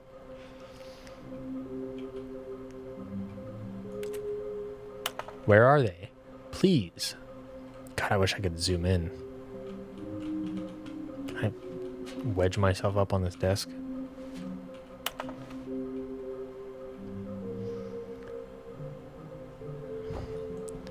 Do not leave the office before reporting back on my new findings. Teamwork and communication are of great importance during this unprecedented time of investigation. Thank you. Oh, what if I kept all the figurines in my bucket? That would be very good. There will be a reward for finding them all. Lies. Who are you? 666 lol. There will be cleaning of this wall required. Stop kidding yourselves. I want them so much. I want to go home. Folks, this is environmental storytelling. We all know. Is that a BioShock Infinite reference? Maybe.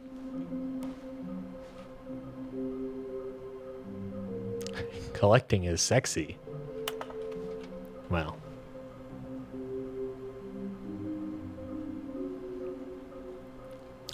Ten steps to a successful workplace investigation. Decide whether to investigate. 1.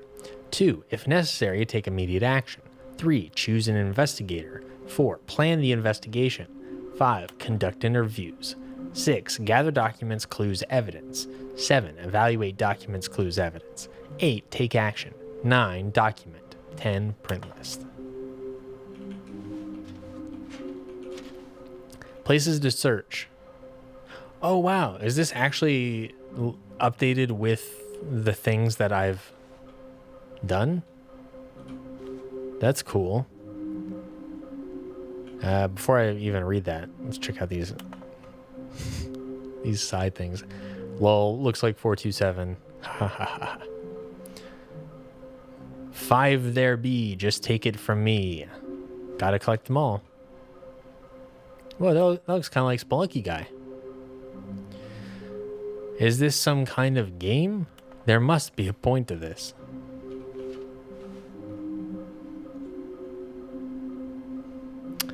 Okay. Mission status. 1, inside of sequel exhibit. Got that one. 2, a large room. Lots of boxes. I'm trying to remember where that would have been. Lots of boxes. I'll believe you. 5, nearby a fireplace, which would probably be upstairs, right? 6, a private but smelly. Oh, nearby a fireplace would be when you're in the boss's office and you open up the secret passage and then you go behind that. I remember that. Yes. 6, a private but smelly place for an important person. So that's the boss's bathroom, right? Which is what half of these are referencing. Somewhere both red and blue, which, I mean, there's the red and blue door. I remember that thing. That's kind of over on the scaffolding, but without the bucket. But then there's that ending with like the cops or something, but there's no actual interactability for that. It could maybe be like the sort of, doesn't like the mind control facility have some red and blue stuff? I guess I'll find out. Oh, the warehouse. Good call. Large room, lots of boxes. Yes. That's over by the vent. That's when you drop down on the bridge that they were making. Yes, I remember that now. Stairs. Something to do with stairs. Well, we've got stairs right over there, so I should go to the stairs.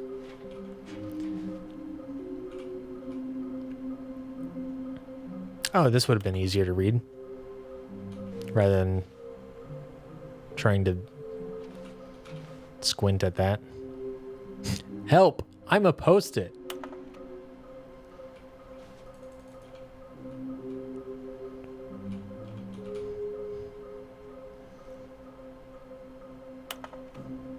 To do profits, check. Business, nothing. Something X statistics. Oh, money X. Okay, yes. Okay, broom closet ending. I've done that. With the bucket as well, I think. I think that might have actually been the first thing I did with the bucket. Okay, let's go downstairs. Coming to a staircase, Stanley and the bucket walked upstairs to the boss's office. I have not done this path yet with the bucket. Ooh. Hey, there we go. Stairs. But first. God, I always want to read these.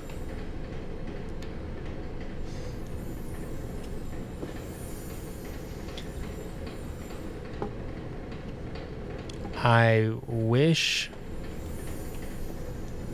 God, what does this say? No, I wrote this in... Why can I not read this?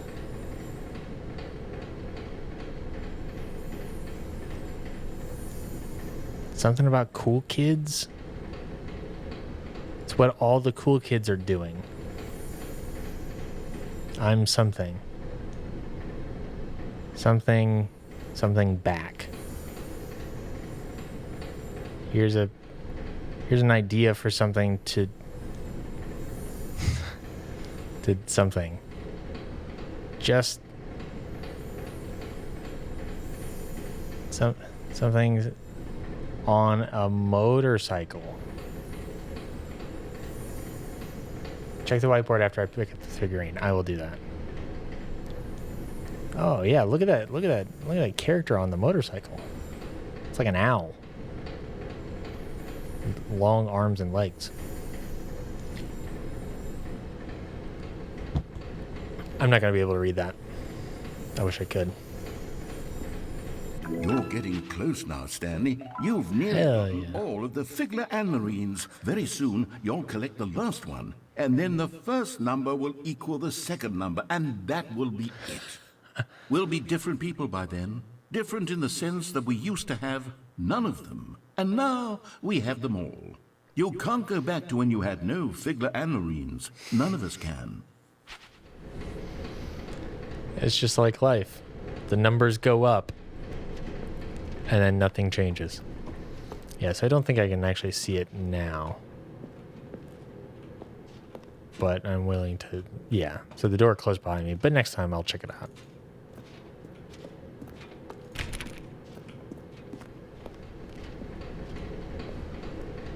But Stanley just couldn't do it.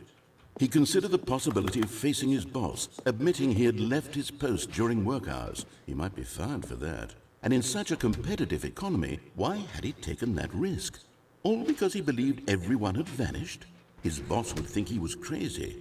And then, something occurred to Stanley. Maybe, he thought to himself, maybe I am crazy. He looked down at the bucket in his arms. Am I crazy? He asked the bucket. The bucket returned his gaze, but said nothing at all.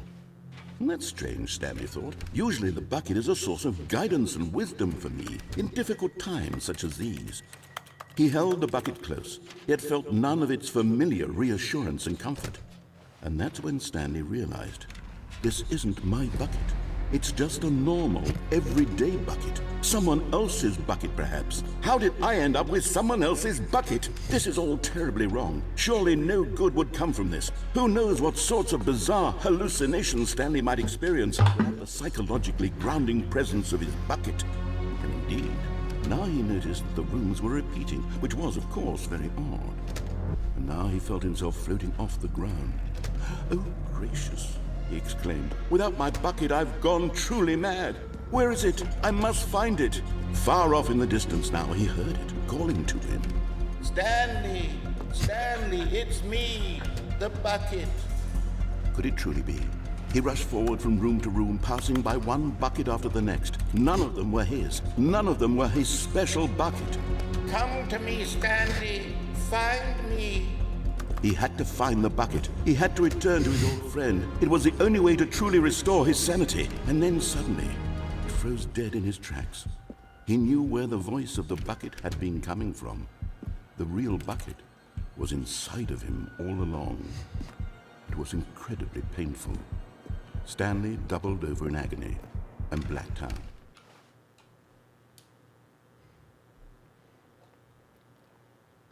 This is the story of a woman named Mariella. Mariella woke up on a day like any other.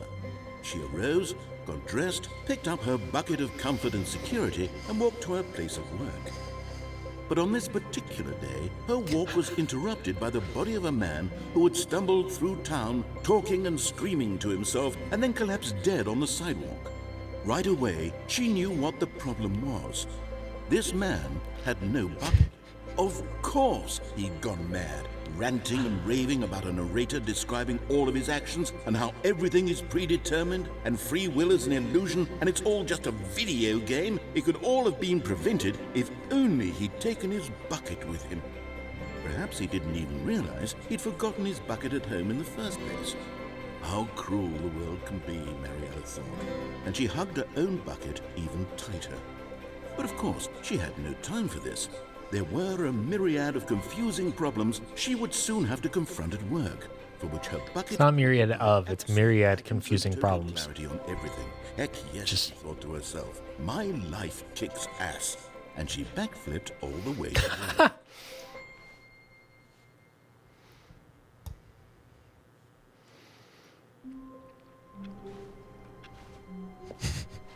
Even now, Stanley's office was a distant memory. What did it look like? There was a computer, perhaps, and a painting. Was it a painting or a photo? He could no longer recall. It's actually accurate. Okay, I'm gonna go bucket list this time. Try the vent. See if it's any, because I don't remember there being a vent in original game. So I give that a shot.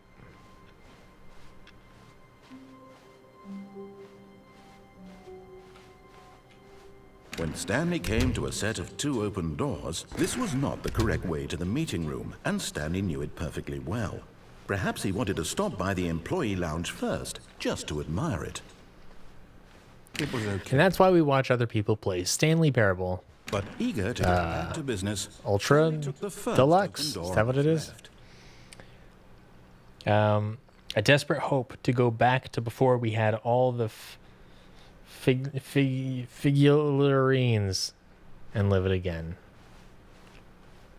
I mean, that's the same reason why people have kids, right? Following directions, it's incredible he wasn't fired years ago. To go back to a time before.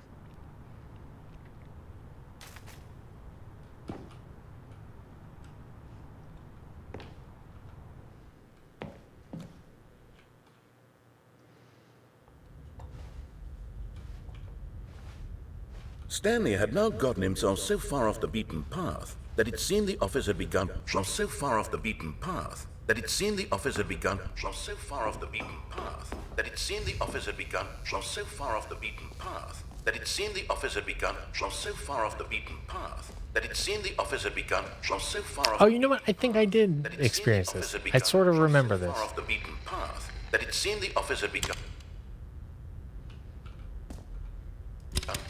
You didn't think I was actually just a recording, did you? What a silly and trite explanation that would be. All the back and forth between you and me, all the absurd adventures we've been through, and it all turns out I'm just a tape recording? It was all just in Stanley's head. I bet that's the kind of twist you think is revelatory. I bet each and every time you watch a movie where it turns out all to be in the main character's imagination, you must absolutely bolt off the couch in pure shock at the phenomenal and intricate storytelling. It must be so simple to be you. Life being an unending waterfall of surprises and delights. How much more exciting you must find the world than the rest of us do. Now I've become sad. Look what you've done to me. This is all your fault.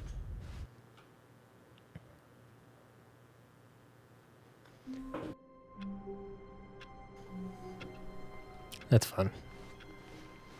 All of his co-workers were gone. What could it mean? Stanley decided to go to the meeting room. Perhaps he had simply missed a memo. Stanley cradled the bucket in a gentle embrace, protective yet delicate. Assertive, yet compassionate. Everybody get your buckets.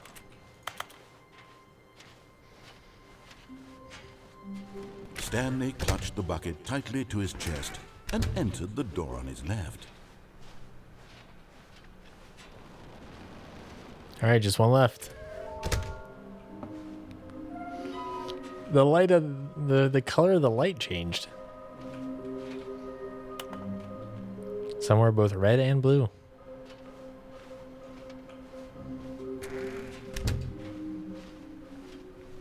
Coming to a staircase, Stanley and the bucket walked upstairs to the boss's office. Yeah, I already got the bathroom one.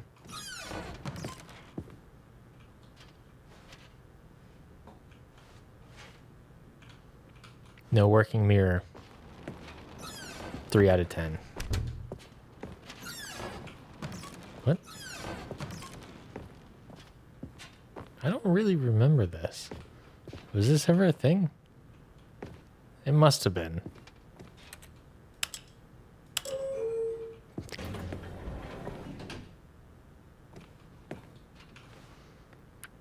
Let's go up. Sure.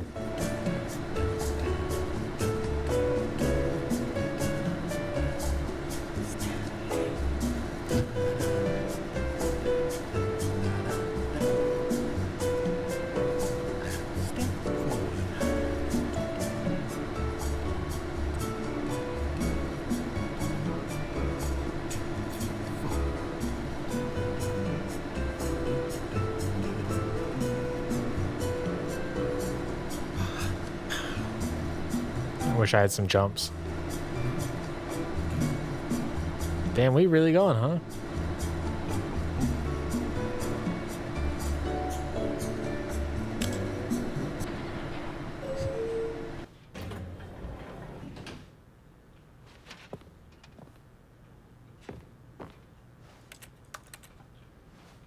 Okay, let's try up one more time, and then we'll try down.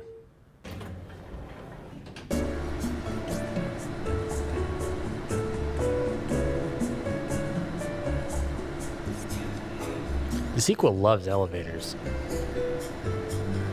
A lot of elevator content.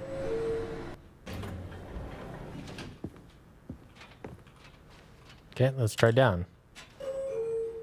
Ding dong.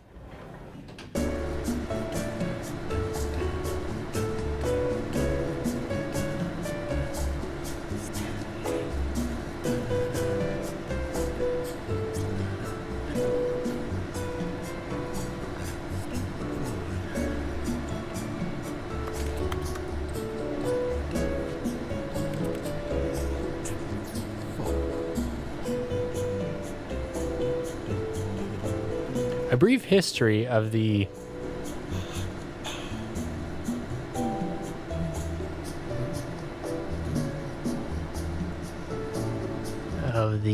something between Poland and Austria-Hungary.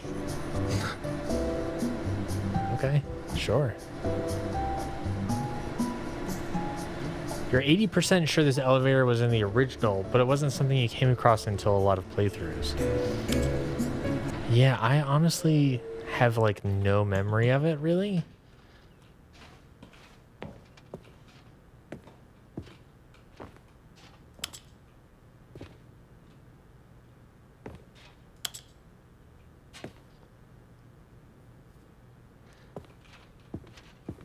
So, I don't know. I feel like I kind of remember the room a little bit. But I don't remember anything that comes out of that.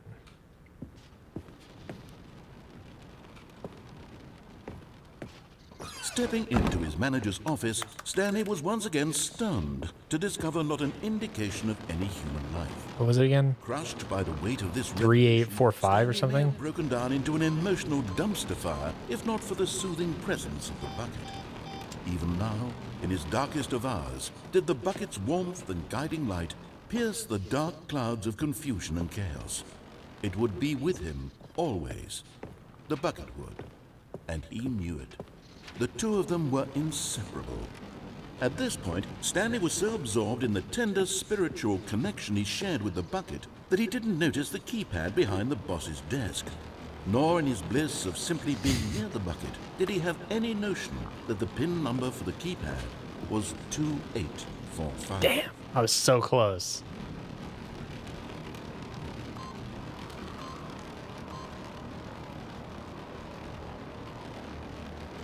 All right, give me some dialogue. Stanley just sat around twiddling his thumbs. Trying to input anything on the device was useless, since he could never possibly know that the combination was 2845.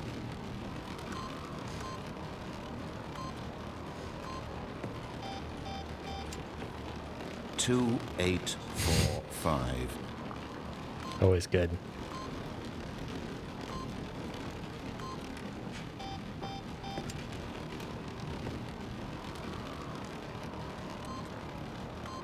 The bucket did not react, except forgot. But it turns out that the panel's emergency override kicked in, and the door just opened all by itself. And Stanley got the hell along with the story. Well, whoop-de-doo.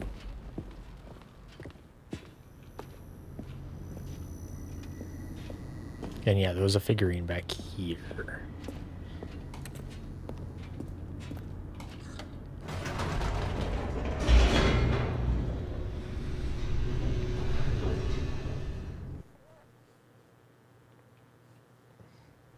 The elevator raced downward, plummeting towards an unknown fate. It would be all Stanley could do to keep himself together, if not for the bucket. Soothing him, comforting him, reassuring that in this darkest moment of uncertainty, he would be all right. The bucket is here for you, Stanley.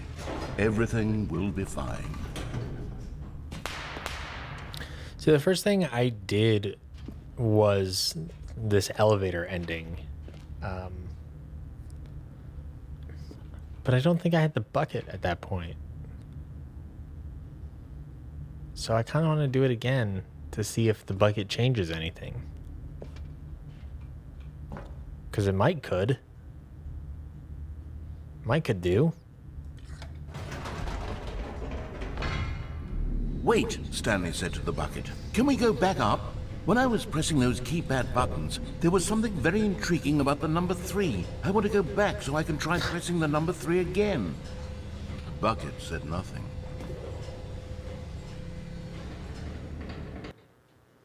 Okay, it seems like there's some new dialogue. This was a shock to Stanley, who had always felt such a connection with the bucket. How was this not as exciting to the bucket as it was to him? Once, here we are, said Stanley. Now I'm going to try out that number 3 button. He took the bucket over to the keypad and began absolutely slamming on the number 3 over and over and over.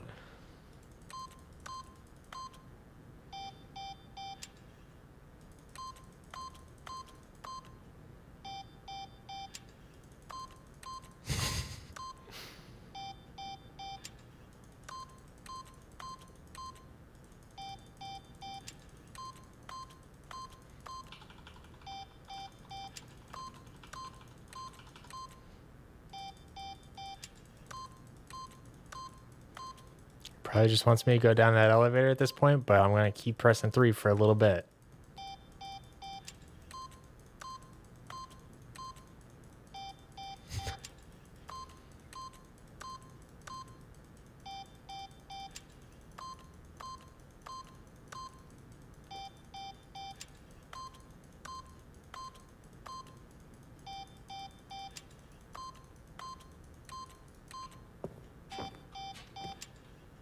Once more.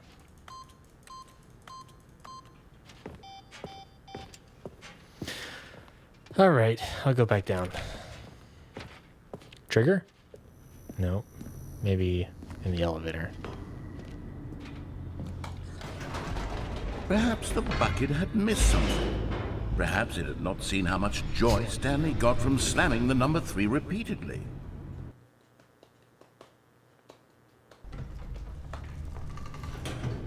A hint of regret nagged in the back of Stanley's mind. Should he demonstrate the number 3 for the bucket again? Absolutely. No, said Stanley to the bucket.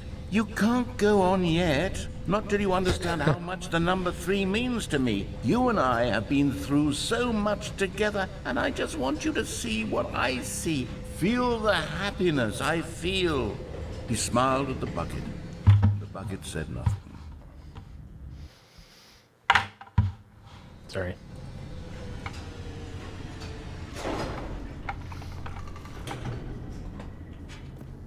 Okay, let's go press the number 3 a little bit. Here we go, said Stanley. This time I'll really show you. He ran to the number 3 and began to wail on it like a musician on a beloved instrument, weaving a concerto of truth and passion. He wielded the number 3 like a fine artist would wield a paintbrush. He told stories through the number 3, stories of his dreams and hopes and fears. And the whole time, he looked to his bucket for a reaction of some kind. Anything to let him know that the bucket appreciated what he was doing. The bucket conveyed absolutely nothing at all, only silence. Crushed by a wave of dejection, Stanley returned to the elevator. One more.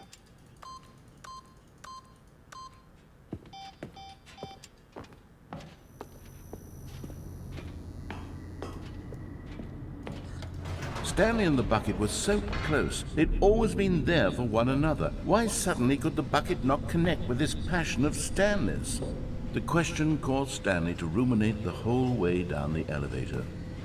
He knew that there must be a way to get through to the bucket, to communicate fully with his dear friend. Surely there was a solution, mustn't there be?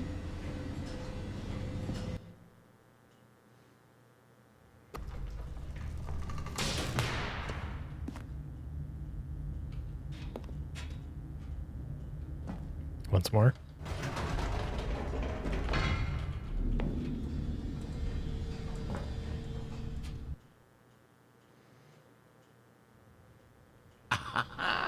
Said Stanley. I know what to do.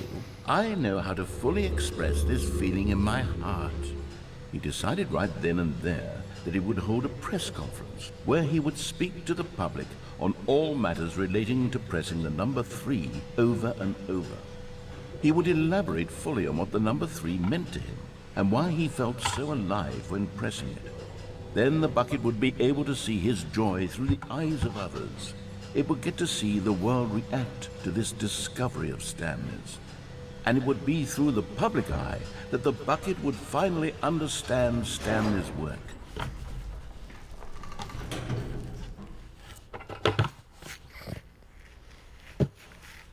Trying to find a comfortable. There we go. Trying to find a comfortable way to hold my bucket.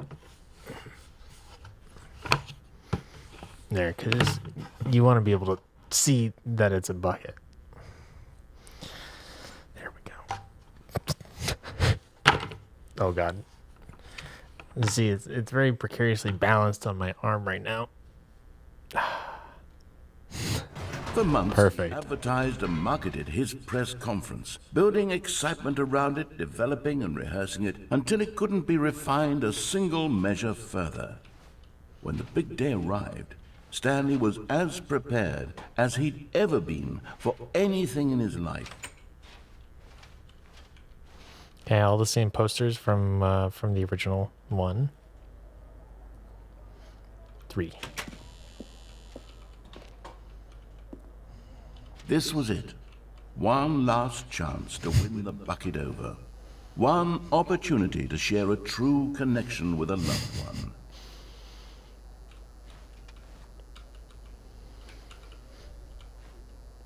3. That's the magic number. Yes, it is. Popular songs. A shockingly 3-dimensional character. 3 stars. Congratulations, Stanley. Remember where you came from.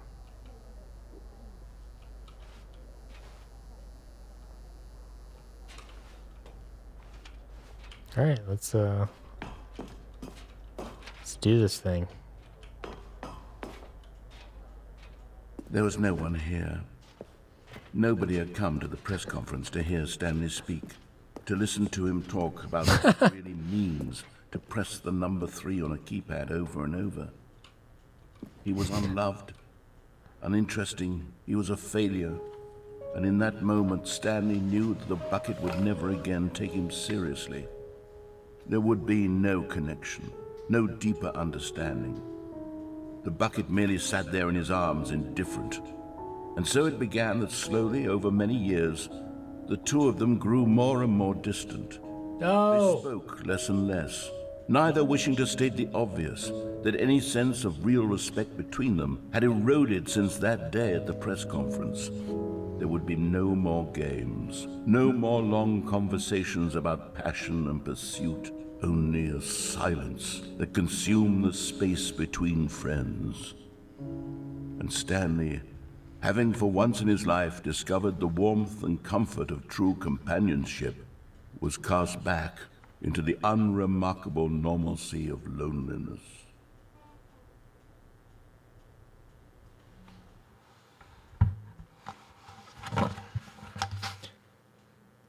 I'm taking the bucket with me. Oh, this is a fun little stream gimmick. Everything sounds like it's in a bucket. All of his co-workers were gone. Great. What could it mean? I just can only use one hand. He missed a memo. Stanley's bucket, the only co-worker he would ever truly need. Hell yeah. Stanley clutched the bucket tightly to his chest and entered the door on his left. That way everybody can experience the bucket on their own terms.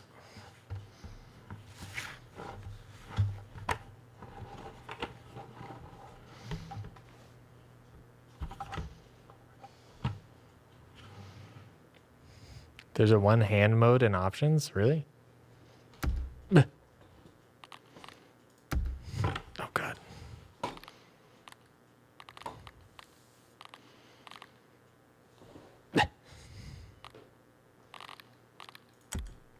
Controls? Is that simplified?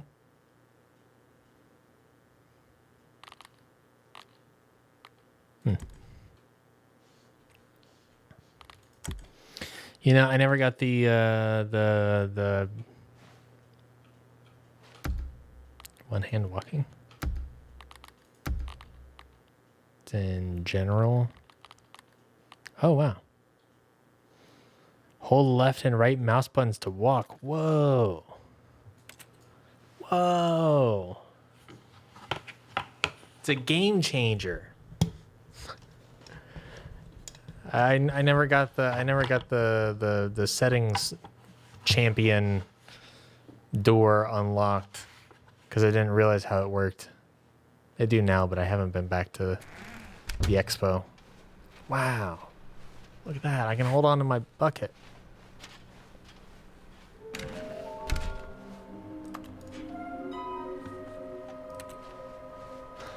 No doubt there, so you can hold your bucket while playing.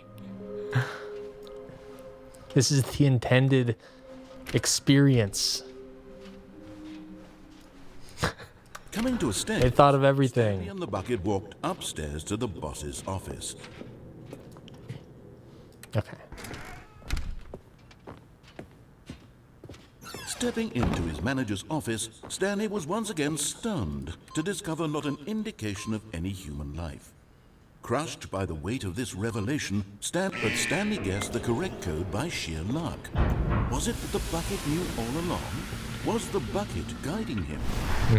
Yes, this is certainly the most logical explanation.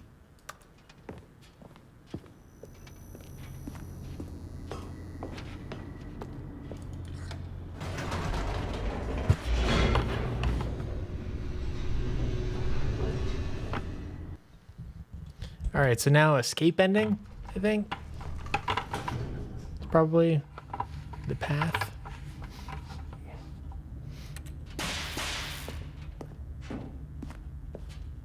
Stanley and the bucket walked straight ahead through the large door that read, Mind Control Facility. Although this passageway had the word escape written on it, the truth was that at the end of this hall, Stanley and the bucket would both meet a violent death.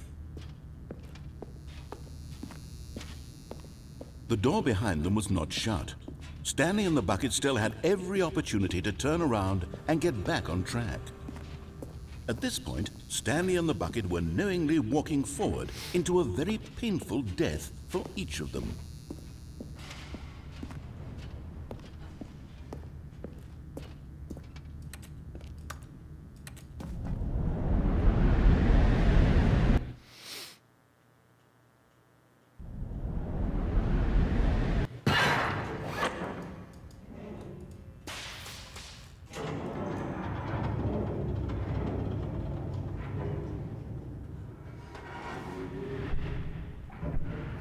As the machine whirred into motion and Stanley and the bucket inched closer to their demise, Stanley reflected on how meaningless the bucket's warmth and comfort had turned out to be.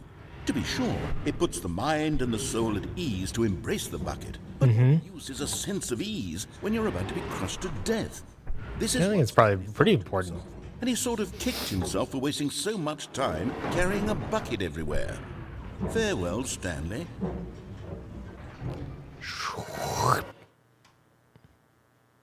Farewell, Stanley, cried the narrator, as Stanley and the bucket were led helplessly into the enormous metal jaws. In a single visceral instant, the bucket's life came to an end, as it was crushed violently to death.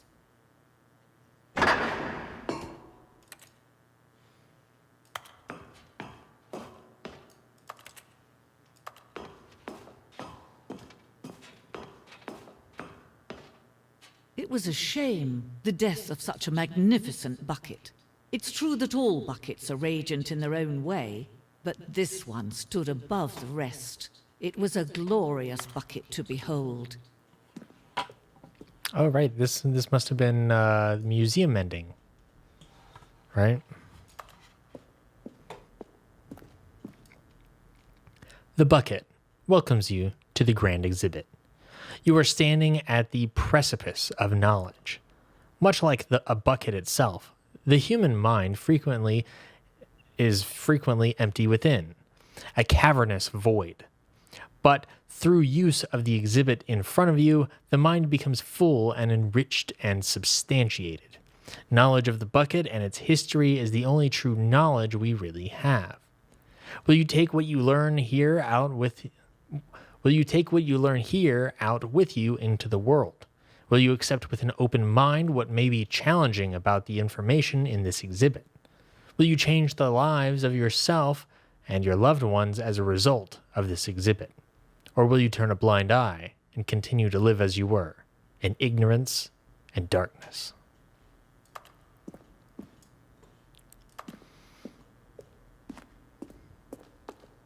Can you see how arrogant it was for Stanley to take a bucket like this and to claim it for his own? Can you see the hubris that blinded him? Can you see that the bucket is far more noble than Stanley will ever be in his short life? Sure. Checks out.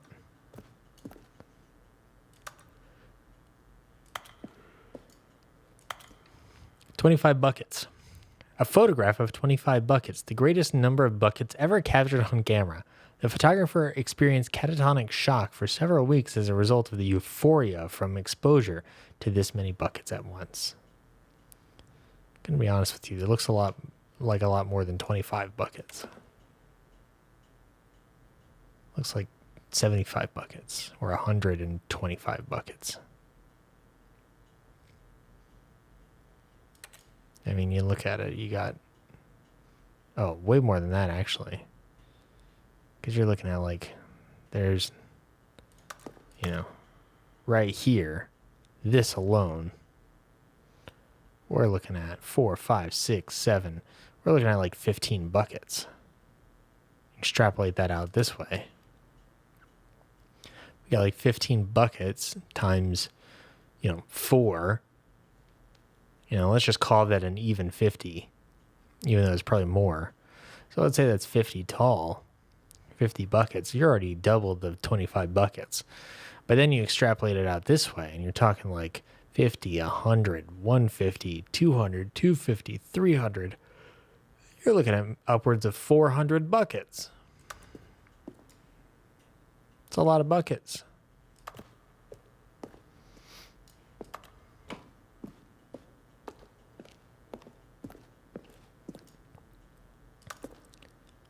But if everything is a bucket, then by deduction, obviously that's 25 of them. This guy buckets. Hey, look. I don't hold on to my bucket for nothing. A bucket with 2 handles. This bucket is depicted as having 2 handles. Such a design has never been created in real life, having been deemed too dangerous and recklessly experimental. Every year, dozens are put to death just for attempting it. Honestly, fair. The Vitruvian bucket. Finally, somebody's unearthed this rare and precious cultural artifact.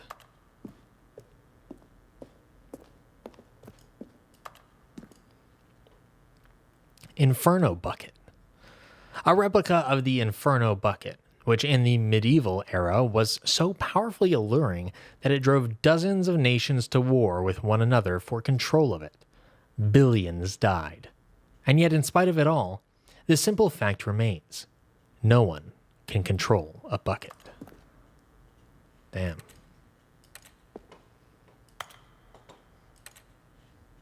Oh, let's go this way. The stress bucket. An analogy presented without commentary. Worrying, negative forecasting, negative thinking, lack of reassurance. And then height-wise, we have stress equals the level of water in the bucket. Vulnerability equals size and strength of the bucket. Coping strategies equals holes. Does a bucket have a hole at the top, or is that just the shape of the bucket? The answer is a bucket does not have a hole.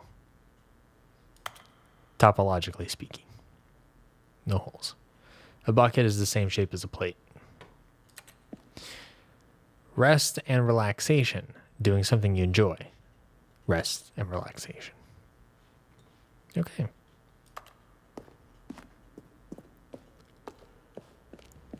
I hope we're all learning a lot about buckets today. Isn't that right, class?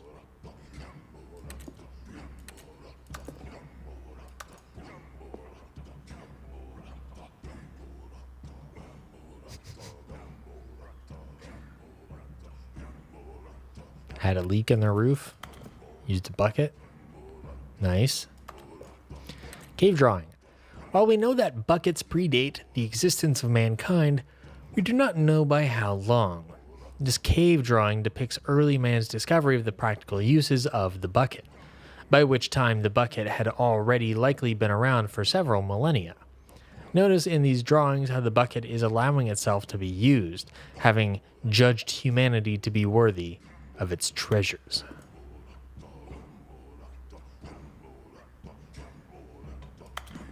Imagine how far we would not have come had it not been for the gracious advances of a bucket. And certainly not a bucket as dazzling to behold as this one. True. It is man who should kneel before the bucket. Blue. The hanging bucket. This piece symbolizes the necessary relationship between bucket and humanity. However clear our grasp of the bucket may be, there is yet more that is always out of reach. This distance, inevitably, is for our own good. Well, here goes, bucket. It's been real. Oh, okay.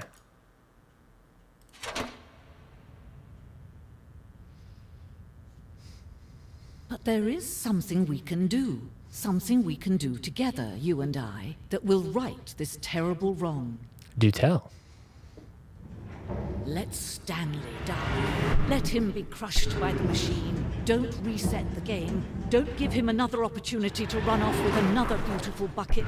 We can save the world's buckets from their treatment as tools and implements if only we let Stanley die together. The bucket shall take its place as ruler, as leader, as commander of a new world, a new vision. Oh no.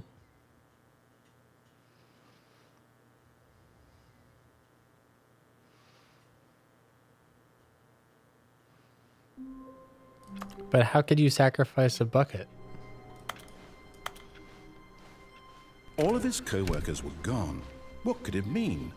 Stanley decided to go to the meeting room. Perhaps... Is Stanley, without the bucket, really Stanley at all? No. No, surely not. Yeah, let's try to get that, last Stanley clutched the bucket Stanlerine to his chest and figure on his left. Collectible.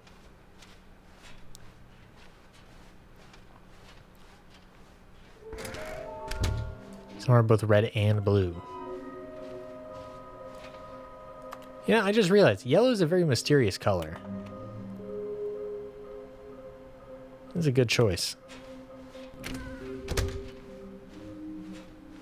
Coming to a staircase, Stanley and the bucket walked upstairs to the boss's office. Stepping into his manager's office, Stanley was once again stunned to discover not an indication of any human life. Crushed by the weight of this but Stanley guessed the correct code by sheer luck. Was it that the bucket knew all along? Was the bucket guiding him? Yes, this is certainly the most logical explanation. Okay, so now I'm going to go down the escape path, turn around, come back. I don't think that actually affects anything. You might get like a line or something. And then I'm going to go to mind control facility. And Stanley and I forget some of the paths there. Through the large door that read mind control. Although this passageway had the word escape written on it, the truth was that at the end of this Hi, Reggie. How you Stanley doing? and the bucket would both meet a violent death. The door behind them was not shut. Stanley and the bucket still had every opportunity to turn around and get back on track. At this point, Stanley and the bucket were knowingly walking forward into a very painful death for each of them. And now I'm going to turn around. I don't remember if that gets me any more lines of dialogue, but, you know, wanted to give it the old effort.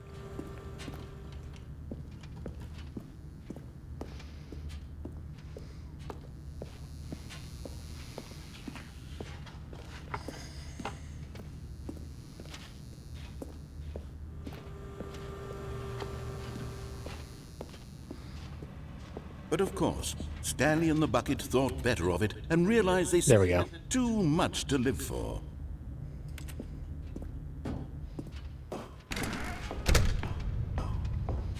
Okay, so I don't think there are any choices until we get to the Rose yes or no in an button. enormous room packed with television screens. What horrible secret did this place hold? Stanley and the bucket both wondered to themselves.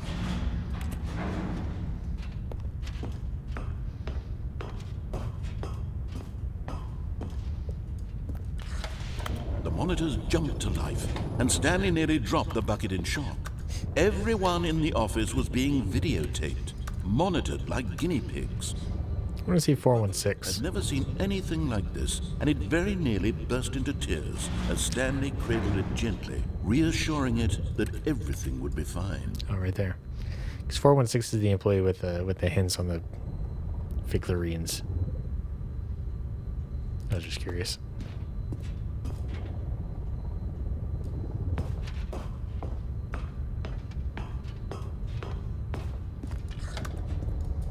Was the bucket under the mind control facility's influence as well? Had the bucket been told to do things it didn't wish to do? What kinds of things does a bucket want to do or not want to do in the first place? These questions raced furiously in Stanley's feeble mind. No! He screamed into the bucket.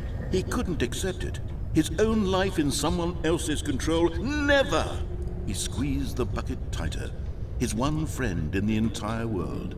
At this point, he could trust no one except for the bucket. True.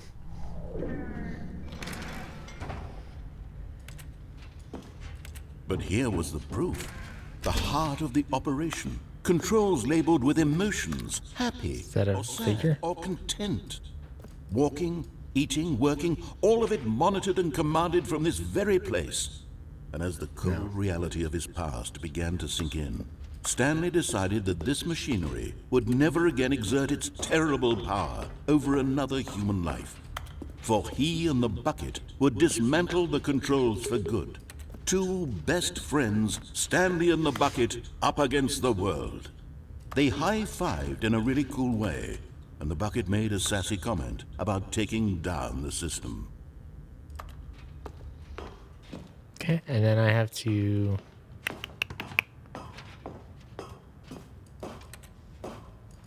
When at last I forget what I did the last source time. of the room's power, Stanley and the bucket knew it was their obligation to put an end to this horrible I think I have to place turn it off. and to everything it stood for.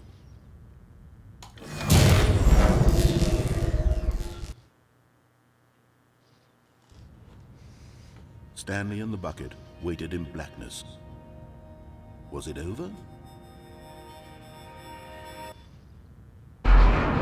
Yes, they had done it. Stanley and the bucket had defeated their greatest and darkest enemy, freed themselves from the tyrannical grip of the evil mind control machine. Freedom was now mere moments away. Excitedly, the two of them began to discuss the kind of life they wanted to live once they stepped through this massive door. The bucket wanted to learn to roller skate. Stanley wanted to sneeze in every country on Earth.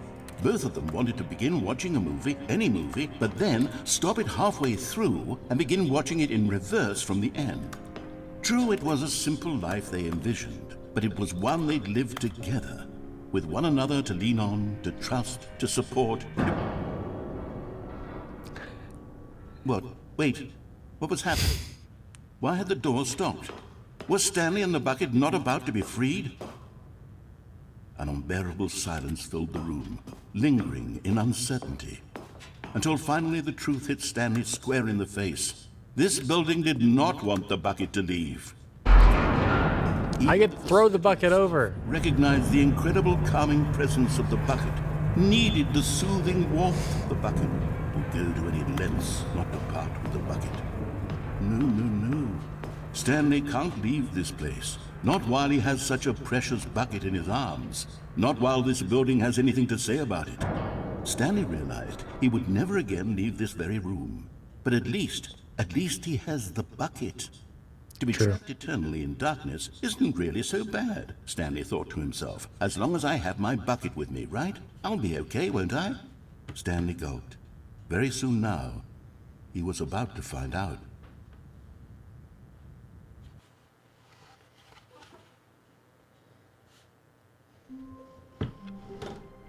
Oh, that's it. I'm trying to think of if there's Tell any. this story to my co-workers, Stanley thought. How amusing they'll find it. Oh, won't we all just laugh and laugh at the time I thought everyone had gone missing? I'm trying to think of if there's any endings I haven't He felt a done yet. connection to all buckets everywhere. This adventure, he decided, was for... Stanley clung the bucket to his cheek. Could his co-workers really all be gone?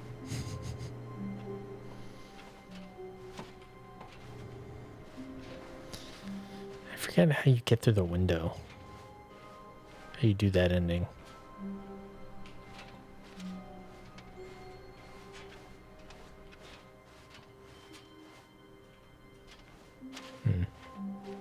I was close.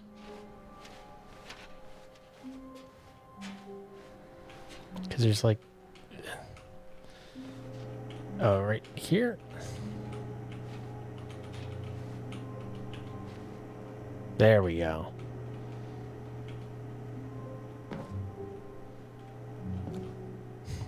Hell yeah. Taking the bucket outside. Deuces. Yes, whispered the bucket into Stanley's ear. We've done it. We've escaped from that dull office and that pesky narrator. At last, out here in the white void, we are alone. Now, and for the first time, I can reveal to you my true self. The bucket began to tell Stanley of its life and its history, of the countless wars it witnessed, desecrating the land and lives of untold numbers of innocent humans, and the bucket's own complicity therein, of sadness and regret, and the many years it spent dwelling on the actions it might have taken to curb the madness and the decay, if only it had been stronger. Of hope and redemption, and its crusade to uplift the stock of life for the common man, to manifest justice where none existed, and the bittersweet reality of time, to see one's dreams and wishes met halfway, meted out in parcels like charity, and abandoned as soon as the warm glow of inspiration begins to dim. The opportunities to do so much more. There was so much it could have done, perhaps, the bucket wondered to itself. Perhaps, if it had seen its own darkness with a clearer perception. This was way too much for Stanley. What are you talking about? He screamed. You're a bucket! To this, the bucket furrowed its brow. No, Said the bucket. not since the evil wizard Gambhorata first ensnared me in his machinations as payback for the sacred amulet I stole from his treasured vaults. I was young back then and could not conceive the ramifications of... No! Stanley screamed even louder this time. This is stupid! You are Sounds just like me. bucket! This is so stupid! Why are we even doing this? As Stanley screamed and screamed and screamed, the bucket revealed its true form, transforming into a mighty beast of untold power, its fangs glistening like...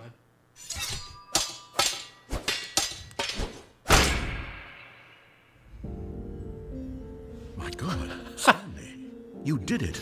You saved us from the bucket. Thank God you already had all 12 emblems of sages and knew the incantations to summon their true power.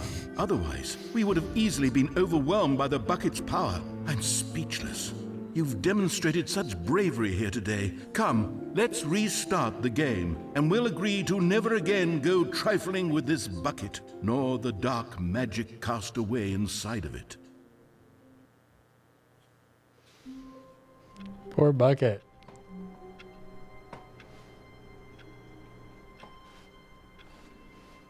The meeting room. Yes, that's where everyone would be. Stanley just needed to get to the meeting room, and from then on, he would never be alone ever again. You.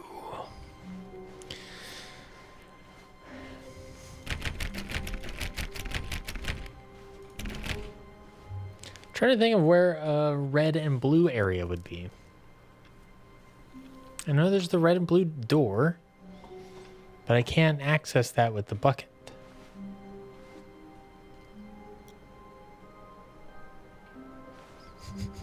Gamborata.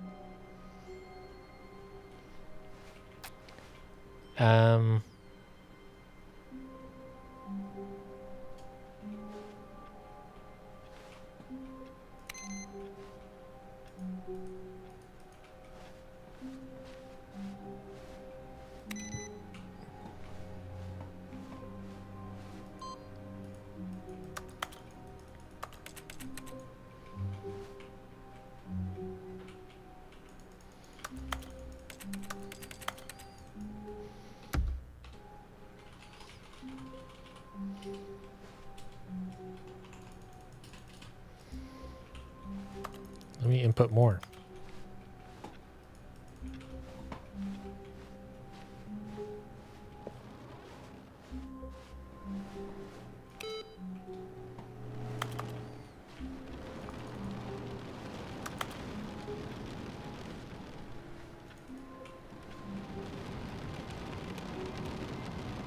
Oh, it's raining? I almost want to go back out there just to see if it's different, because I don't remember that being a thing necessarily. But maybe it was.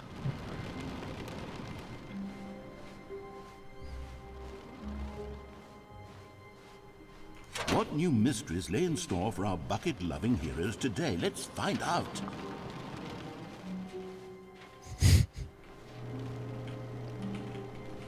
It's probably going to be the same, but again, I gotta know.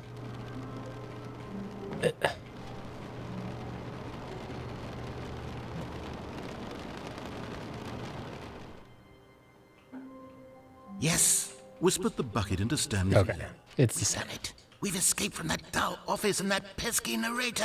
At last, out here in the white void, we are alone. Now, and for the first time, I can reveal to you my true self. The bucket began to tell Stanley of its life and its history, of the countless wars it witnessed, desecrating the land and lives of untold numbers of innocent humans, and the bucket's own complicity therein, of sadness and regret, and the many years it spent dwelling on the actions it might have taken to curb the madness and the decay, if only it had been stronger, of hope and redemption, and its I wasn't really paying attention the first time, stock so- of life for the common man, to manifest justice where none existed, and the bittersweet reality of time, to see one's dreams and wishes met halfway, meted out in parcels like charity, and abandoned as soon as the warm glow of inspiration begins to dim. The opportunities to do so much more.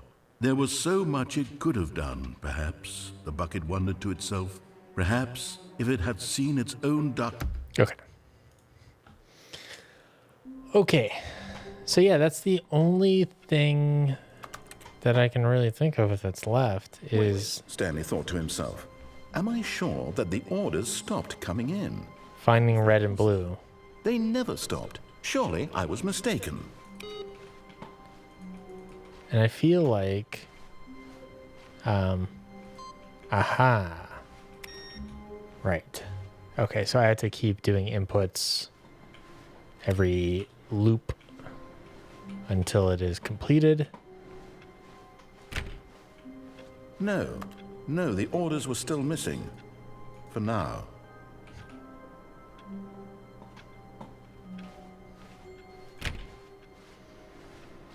Okay, so that's something that still needs to be done.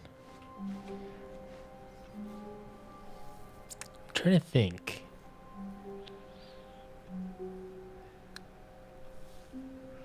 If there's anything that can be done with the bucket.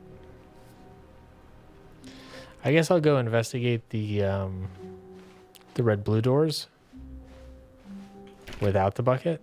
When Stanley came to a set of 2 open doors, this was not the correct way to the meeting room, and Stanley knew it perfectly well. Perhaps he wanted to stop by the employee lounge first, just to admire it.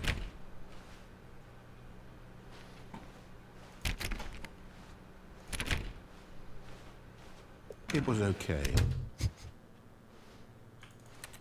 But eager to get back to business, Stanley took the first open door on his left.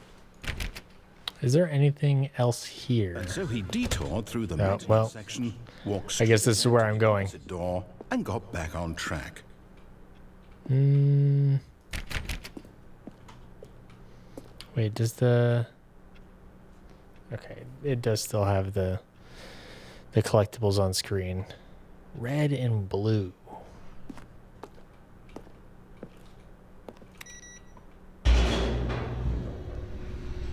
Since I'm already here. Red and blue. But Stanley didn't want to go back to the office. He wanted to wander about and get even further off track. Whoa! So now in order to get back, he needed to go, Well, This from way? here, it's, left. Oh, no, it's to the right, my mistake. No, not the right. Why would I have ever said it was to the right? It's one of these. What was I thinking? It's clearly... Oh dear, would you hold on for a minute, please? Now, let's see. We went down right, left, down, left, right. Yep, okay, yes. I've got it now. This story is absolutely, definitely this way. Cheers, mate. No. This isn't right at all. You're not supposed to be here yet. This is all a spoiler. Quick, Stanley, close your eyes. Okay. We just have to get back to, oh, who am I kidding? It's all rubbish now. The whole story completely unusable. How about, rather than waste my time trying to salvage this nonsense, we'll just restart the game from the beginning. And this time, suppose we don't wander so far off track, Okay, from the top.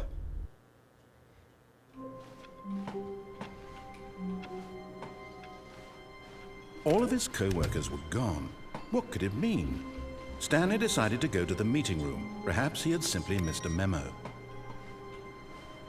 So maybe now I've engaged a sort of iterative loop. Oh no, the bucket's gone. I was hoping I could like engage this storyline and then pick up the bucket. And then maybe, you know, something would happen that way. But, oh, I can't even, there's not even an input. Okay.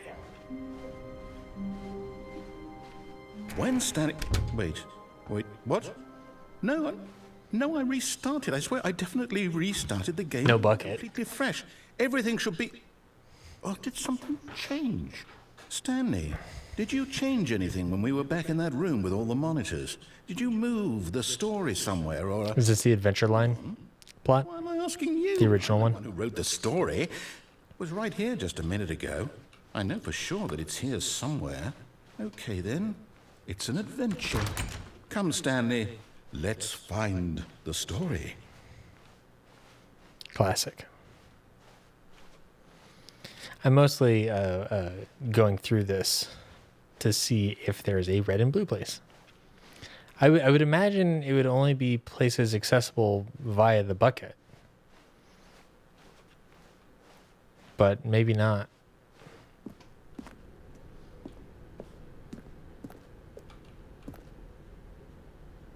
Everyone knows what you did. They're just holding back to let you torture yourself. This is the worst adventure I've ever been on. I can promise you there definitely was a story here before.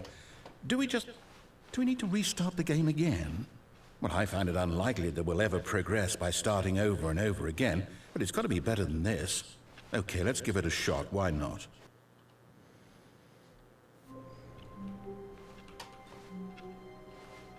All of his co-workers were gone.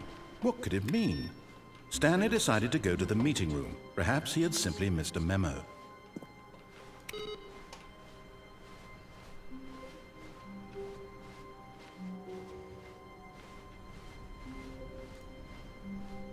Okay, yep, it's worse. I might be remembering this wrong. It's possible the story is back where we just came from. Why don't we go back the other direction and see if we missed anything? Oh, sorry.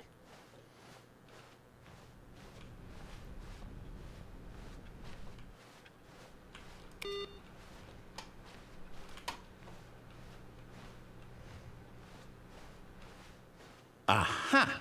I knew we'd missed something. The story. Here it comes.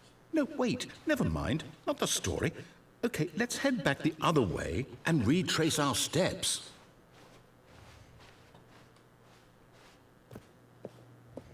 Now this... Well, I'll be honest, I don't recognize this place at all. Is this the story? I don't think so. I can't quite recall, but I believe my story took place in an office building. Is that correct? Do you remember, Stanley? Well, do you know what? Since I've completely forgotten what we were supposed to be doing, how about this? You win! Congratulations! I know you put in a lot of hard work, and it really paid off, so good job. Oh, no. No, I don't feel right about this at all. We both know you didn't put in any actual work for that win. Some people win fair and square, and this was not one of those situations. Bucket. Okay? I'm getting weirded out by whatever this place is. I don't care what might happen this time. I have to restart. Oh.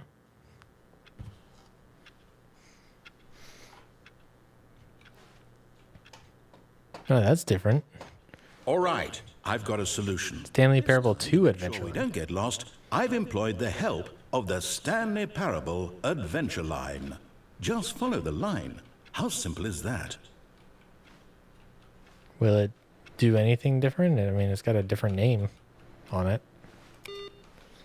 Or I wonder if that was just like a, hey, we gotta maintain some continuity here.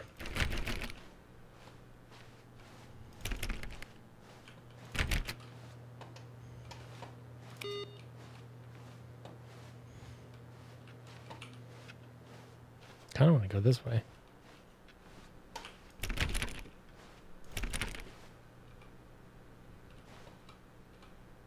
No, I'm down. We're leaving it up to the line from now on. Okay.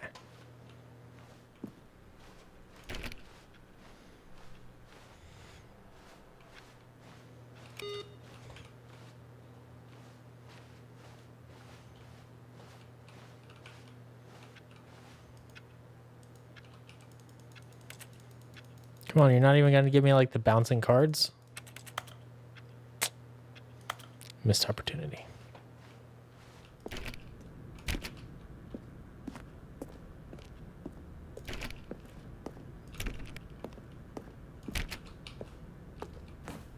You see? The line knows where the story is. It's over in this direction. Onward, Stanley, to destiny. Though, here's a thought. Wouldn't wherever we end up be our destination, even if there's no story there? Or to put it another way, is the story of no destination still a story? Simply by the act of moving forward, are we implying a journey such that a destination is inevitably conjured into being via the very manifestation of the nature of life itself? Okay, Stanley, I need to follow this train of thought for a minute. Just stick with me. Now, we can both agree that the nature of existence is in fact a byproduct of one's subjective experience of that existence, right? Okay. Now, if my experience of your existence rests inside of your subjective experience of this office, is this office, in fact, the skeleton of my own relative experiential mental subjective construct? Whoa. Hang on. That got a bit weird back there. Well, I'd like to apologize. Not sure where I was going with all that. You know what? I think what we need right now is a bit of music to lighten the mood.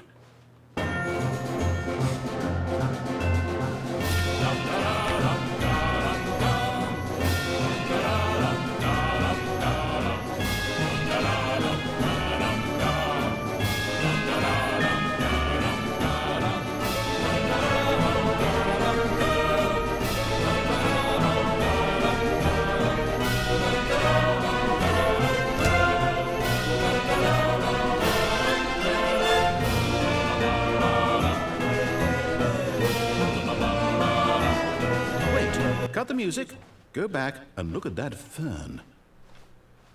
You got it, boss. Stanley, this fern will be very important later in the story. Make sure you study it closely and remember it carefully. You won't want to miss anything. Also, I didn't get the hallway.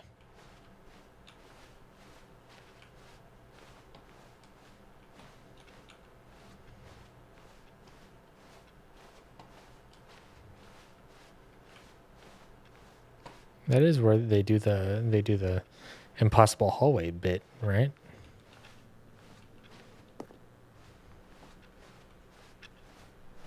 Wait, what? We're back at the office? No.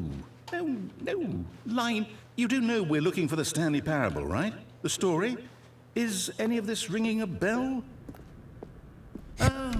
Oh, no, not again. Line, how could you have done this to us? And after we trusted you, after everything we've been through, you... Oh, I can't take this anymore. To hell with it. Restart. See, now it's just the Stanley Parable adventure line, the first one. You know what, Stanley? I say forget the adventure line. What's it ever done for us? We're intelligent people, right? Why can't we make up our own story? They don't even let you get up on the chair. Daring, mysterious. Oh, this all sounds perfectly doable. Why don't we simply start wandering in, well, I don't know. How about this direction? Sure. Now, yes, this is exciting. Just me and Stanley forging a new path, a new story. Well, it could be anything. What do you want our story to be? Go wild. Use your imagination. Whatever it might be, Stanley, I'm ready for it. Oh, no, not you again. Stanley, I'd also like to veto the line from having any role in our awesome new story. No lines or monitor rooms. Just don't acknowledge it, and we should be fine.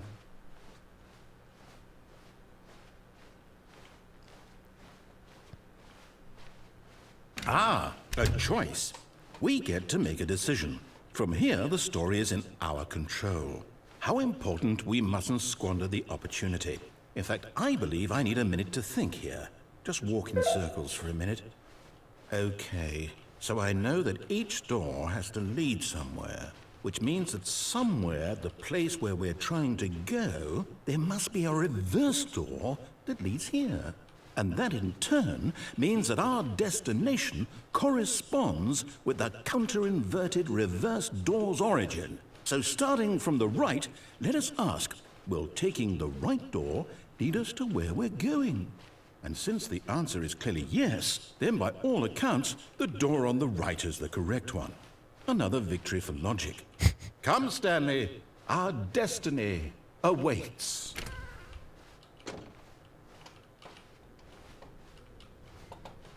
Oh, hold up, what's this? The confusion ending. You're telling me that's what this is? It's all one giant ending? And we're supposed to restart the game, what, eight? I remember when this first came out, and I tried really hard to get as deep into this as possible. It's all determined? So now, according to the schedule, I restart again. And there was a lot of speculation about whether it was possible to get further in this ending. My mind goes blank simply because it's written here on this thing, wall. Well, who consulted me? Why don't I get to decide? Why don't I get a say in all of this? Is it really? Some high-res text. No, it can't be. I don't want it to be. I don't want the game to keep restarting. I don't want to forget what's But going the numbers are lower I don't want res. to be That's trapped interesting. like this. I won't restart the game. I won't do it. I won't do it. I won't do it. And the timer stopped? Does that mean, did we do it? Did we break the cycle? The, whatever it is that made this schedule? How would we even know? Will someone come for us? Will something happen? So, okay. I guess now we just wait, you know. I suppose in some way that this is a kind of story, wouldn't you agree? I'm not quite sure if we're in the destination or the journey, though they're always saying that life is about the journey and not the destination. So I hope that's where we are right now. We'll find out, won't we? Eventually. Well, in the meantime, if you... I forgot about that. All of his co-workers were gone. What could it mean? Stanley decided to go to the meeting room. Perhaps he had simply missed a memo. Okay. Feeling in a bucket mood, but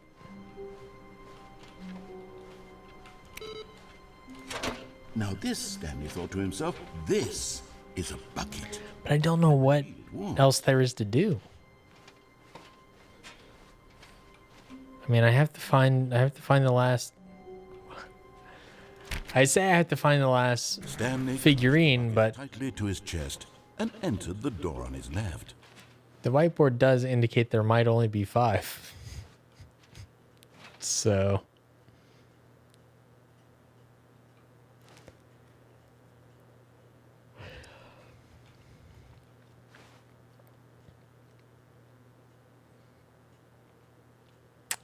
trying to think. Is there anything I've not done yet?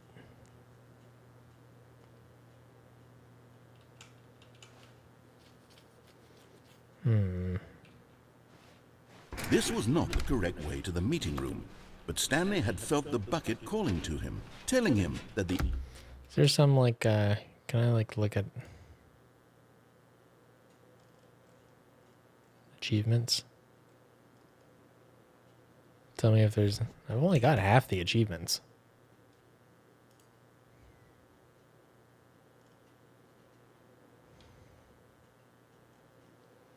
I don't know if that's a good indicator.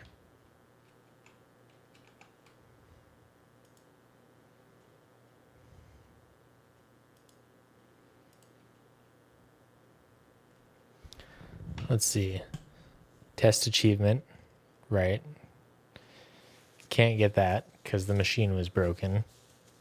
Commitment. Play the Stanley Parable for the entire duration of a Tuesday. Well, not going to get that. 8888888. That might be keypad pressing. Just doing 8s over and over again instead of 3s. Speed run. Complete the Stanley Parable in under 4 minutes, 22 seconds, not including load times. Would that be normal ending? Settings world champion. I literally don't know how to get back to whatever. Maybe I don't need to. I could probably do that anywhere, right? Don't play the Stanley Parable for 10 years. Great. Okay. Here. 5. 5.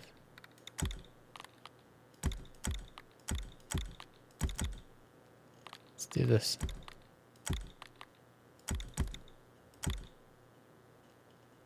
Oh, I probably had to do these too.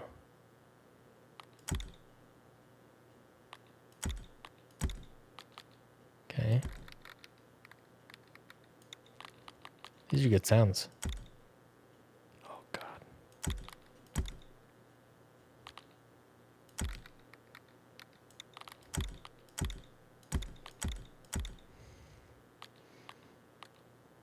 I assume these don't count. I hope those don't count.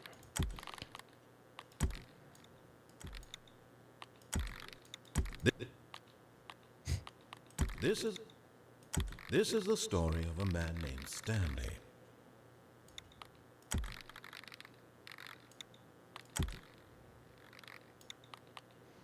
Okay.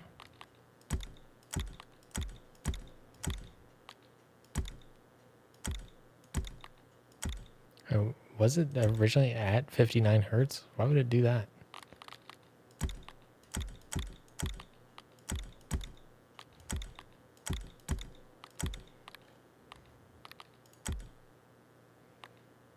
Yeah, that seems great.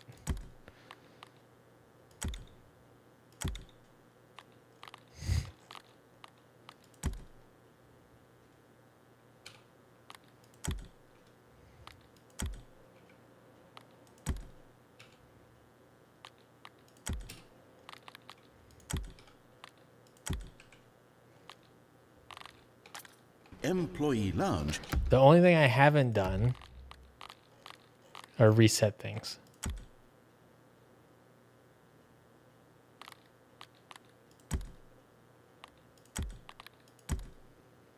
I don't want to delete save data.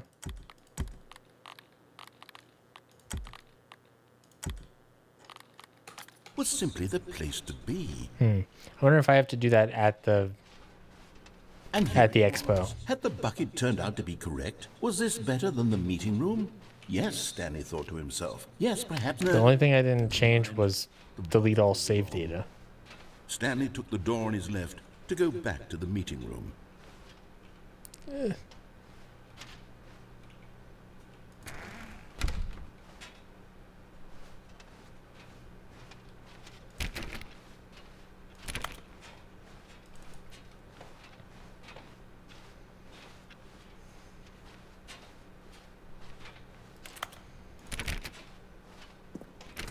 No. Said the bucket. Don't go to the meeting room. Go somewhere else. The cargo lift, yes. Go there. Go to the cargo lift.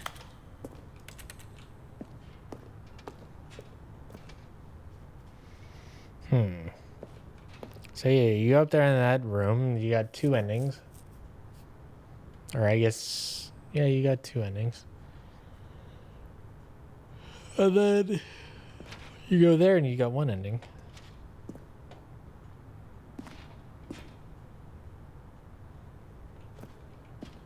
If you go in the vent, there's an ending. If you drop down, there's an ending.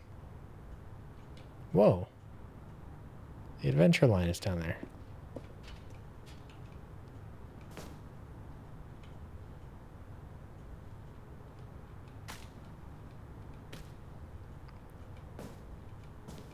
Sick.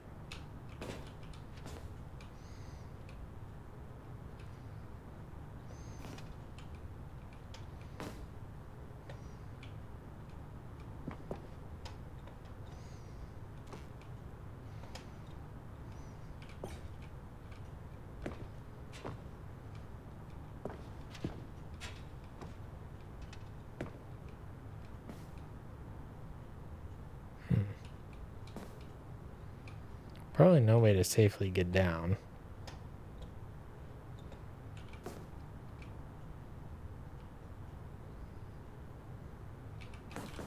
But Stanley feared that any path he walked might lead to the separation of himself and the bucket, his dearest friend.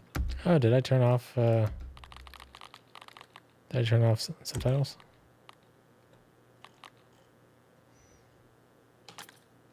So he threw himself to his death, that they might die in one another's arms.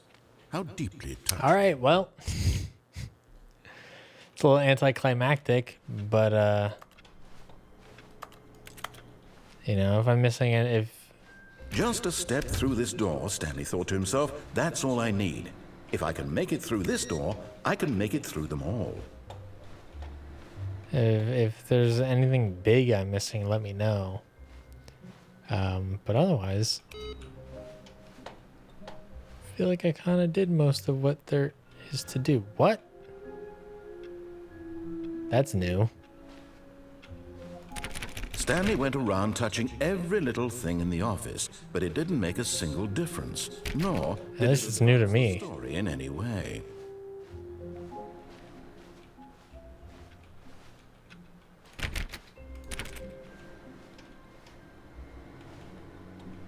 No matter how hard Stanley looked, he couldn't find a trace of his co-workers. No, I saw someone. I mean, it looked like me, actually.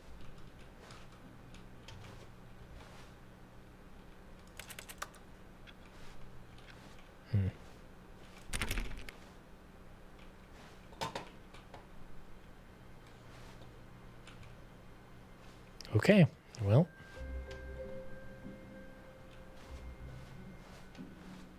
Finally, yes, the bucket. Yes, yes, yes. I love that bucket. I guess that's the Stanley Parable. Stanley clutched the bucket tightly to his chest and entered the door on his left. Oh, right. I was going to do a speed run. Let's do that.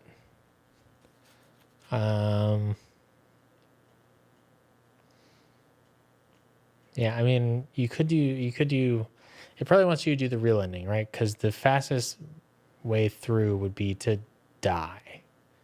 Would be to go to the warehouse room and fall off. But it probably wants you to do like the like canonical, like good ending, right? All of his co-workers were gone.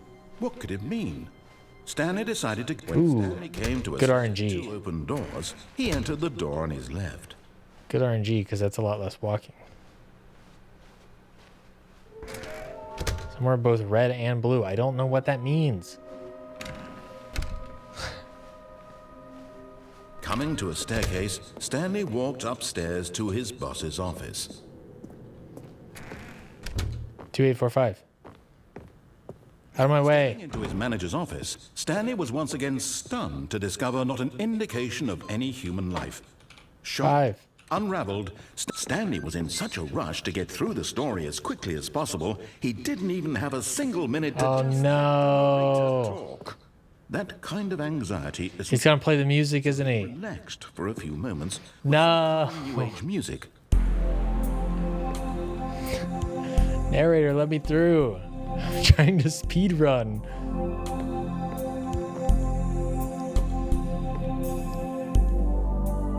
Feeling soothed and rejuvenated, Stanley calmly walked forward into the opened passageway. Ooh, good call. 8888. I'll try to beat this as quickly as possible, and next time I'll come through and do a bunch of 8s.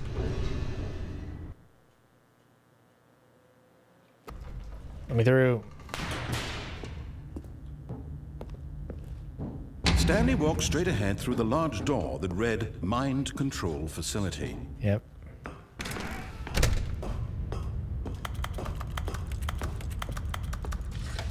The lights rose on an enormous room packed with television screens.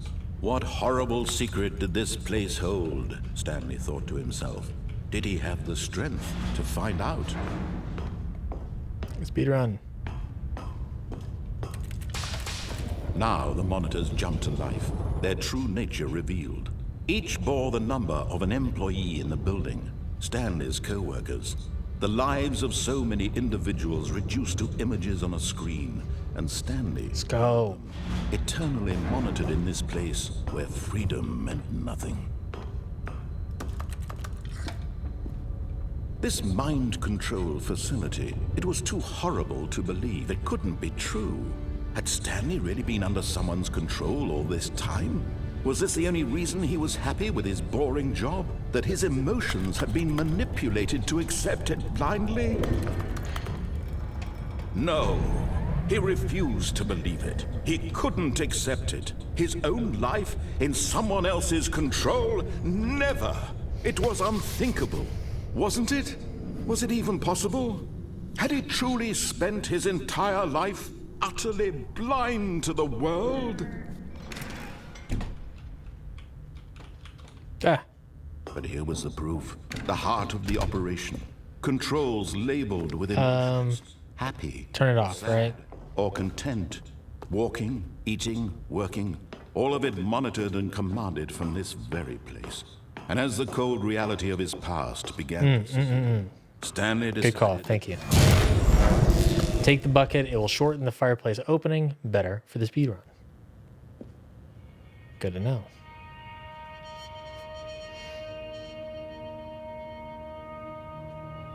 Blackness and a rising chill of uncertainty. Was it over? Bang. Yes. He had won. He had defeated the machine, unshackled himself from someone else's command. Freedom was mere moments away. And yet, even as the immense door slowly opened, Stanley reflected on how many puzzles still lay unsolved.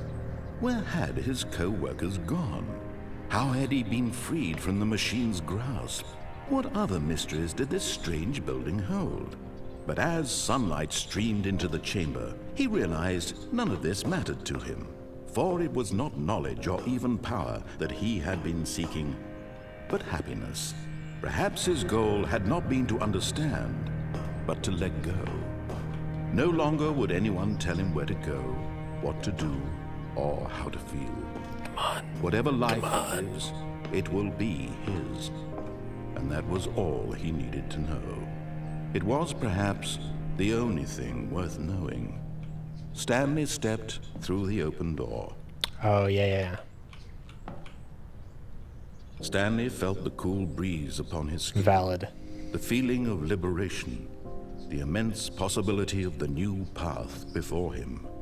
This was exactly the way. I should have timed it. Right now. So I would actually know were how long meant it to happen. was taking. And Stanley How close I was. was happy. Or if I got it.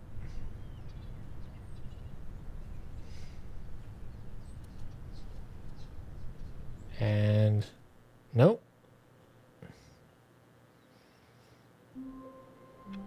No dice. Okay, how long does it have to be?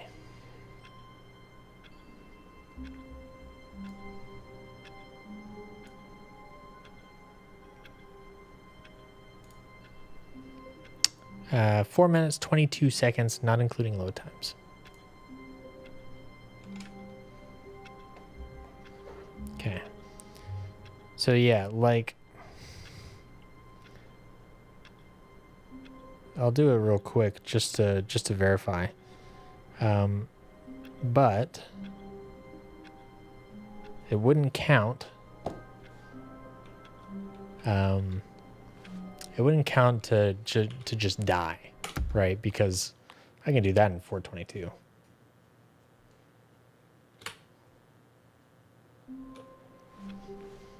Stanley knew the office layout like the back of his hand. It was only a matter of time before he found the others, wherever they were. Just a matter of time. I could do that easy. Set of 2 open doors. This was not the correct way to the meeting room, and Stanley knew it perfectly well. Because this would be Wanted the to stop fastest way to end a loop. just to admire it. It was okay. But eager to get back to business, Stanley took the first open door on his left. But I think it says beat the game, which means that you want that last ending. ending. Following directions, it's incredible he wasn't fired years ago. In his eagerness to prove that he is in control of the story and no one gets to tell him what to do, Stanley leapt from the platform. Yeah, because we're at 50 seconds on this. Good job, Stanley. Everyone thinks you are very powerful. Yeah. Okay. So that was less than a minute. Yeah, let's run through and see what happens if I press. Which one is it? Where are you at? Good morning. Thank you for contacting the Future Happiness Foundation. We are confirming your shipment of 1,327 cardboard boxes to your place of work. Can you verify that this is correct? Excellent. Your order will arrive shortly. Thank you again for contacting the Future Happiness Foundation. Great. Somebody's still doing some work here. Yeah, let's go try 888. I don't know if that's a bucket thing and not bucket thing, but you know, let's see. The achievement just says 8s, so I'm just gonna go punch in 8s. When Stanley came to Right. a set of 2 open doors, he entered the door on his left. I do kind of remember that. Red and blue.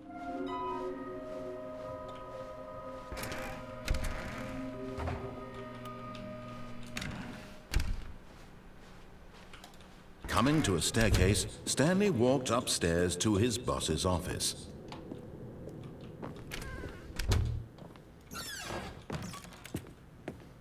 I still don't remember if anything actually happens here. Bing bong.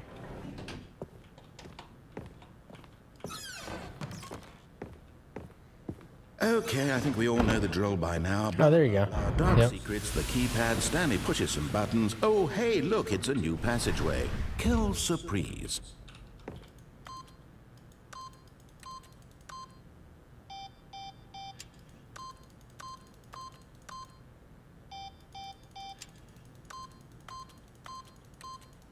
Eight. Great.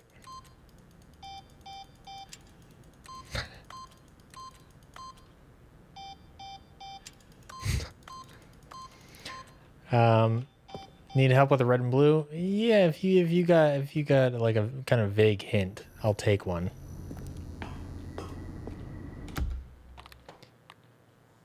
Meanwhile, I'm gonna start the speed run. Now that he's opening right away.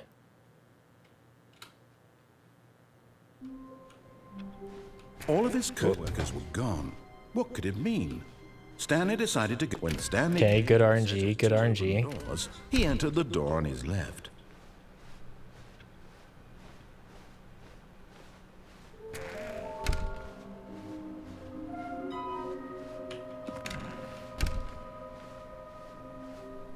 Coming to a staircase, Stanley walked upstairs to his boss's office. There we go. Here's the door, just go. Hell yeah.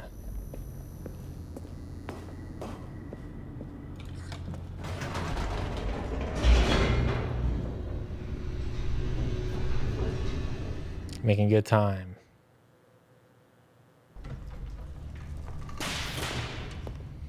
So we're trying to beat 4 minutes, 22 seconds. Stanley walked straight ahead through the large door that read Mind Control Facility.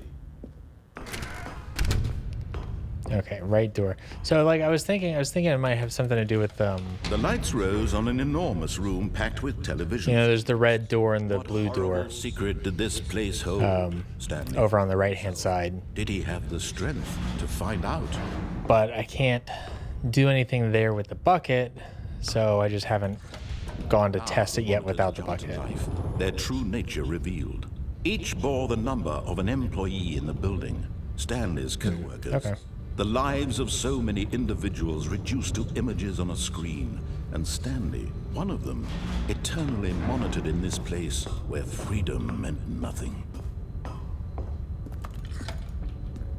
This mind control facility, it was too horrible to believe. It couldn't be true.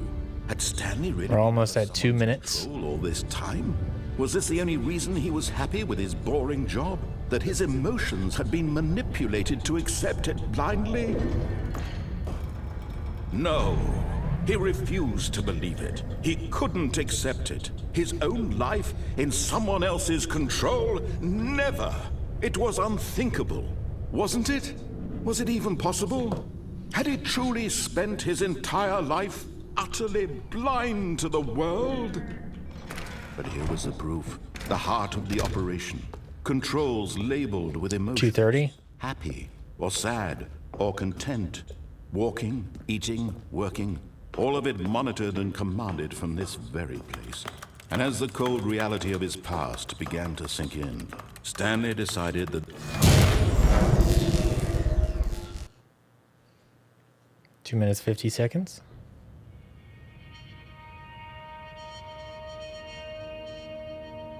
Oh, look at that little IR flash. That's fun. blackness and a rising chill of uncertainty. Was it over? Yes. He had won. He had defeated the machine, unshackled himself from someone else's command. Freedom was mere moments away. And yet, Are we going to get a good even split? as the immense door slowly opened, Is this a PB? on how many puzzles still lay unsolved. Where had his Oh, coat the speedrunning community is going to really been freed really be competitive on on this one. did this strange building hold? But as sunlight streamed into the chamber, he realized none of this mattered to him. For it was not knowledge or even power that he had been seeking, but happiness. I had to take this one to the His tape, goal had not been to understand. get a proper frame count.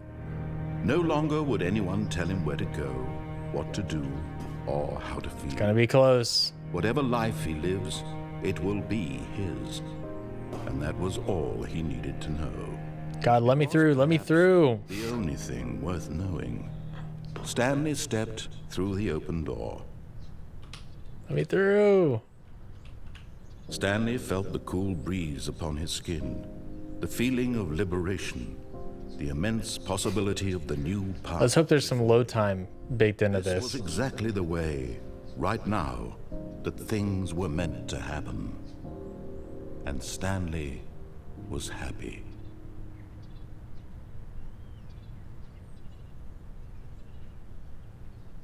I think I might have crossed over the threshold of no more activity, no more interactive stuff before then, but I don't know that that's valid. Yeah, apparently not. Oh, I did get it. It just didn't pop. Nice, I got it. This is kind of anticlimactic, but I did it. All right. Now, pardon me. Right-hand side. A soft wind blew outside and perhaps rain started, and if it did, it stopped shortly after. Stanley hoped that he would one day see weather. Okay. Bucket.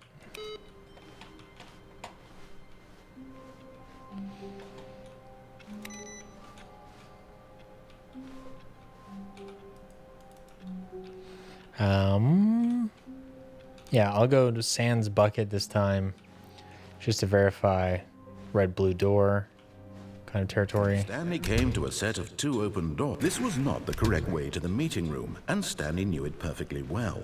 Perhaps he wanted to stop by the employee lounge first, just to admire it. It was okay. Yeah, so not meeting room, that's just blue. Stanley took the first open door on his left. Okay, blue room, no red here. Bad at following directions. It's incredible he wasn't fired years ago. No red blue down in the vent. Look, Stanley, We're I on think perhaps we've gotten off on the wrong that foot. bridge. I'm not your enemy, really, I'm not. Should be down here Realize that through the investing door. Trust in someone else can be difficult, but the fact Nothing in the the telephone story room. has been about nothing but you all this time. What? Really? I was in the middle of something. Do you have zero consideration for others? Are you that convinced that I want something bad to happen to you? Why, I don't know how to convince No you of buckets. this, but I really do want to help you, to show you something beautiful. Look, let me prove it. Let me prove red blue. I'm on your side. Of course, there it is. Give me a chuck. And there it is. The last Stiggly Wiggly. Savor this moment, Stanley. This is a real accomplishment. This is doing something just for the sake of doing it. Where so many people expect to be rewarded for the most trivial achievements, you've insisted that a job well done is its own reward. I Hell will yeah. tell you that I'm proud of you for collecting them all, but that would be like a reward, and we can't have that. So, instead I'll This just... conversation is reward enough. We're all done here, and now we can go to whatever the hell you were doing before you hunted for figurines. Yeah, I just kind of assumed that all the figurines would be This is important. Stanley walked In- through the red door. in places that you could access with the bucket. And most of them were, but that one is specifically not. Okay, and then this is all like original content stuff. So I think I'm kind of done. I think I pretty much did the damn thing. Yeah.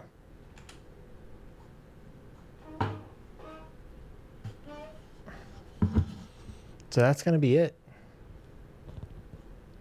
Thank you for joining me. I'm going to start over. Sorry, narrator. Going to come back to my office.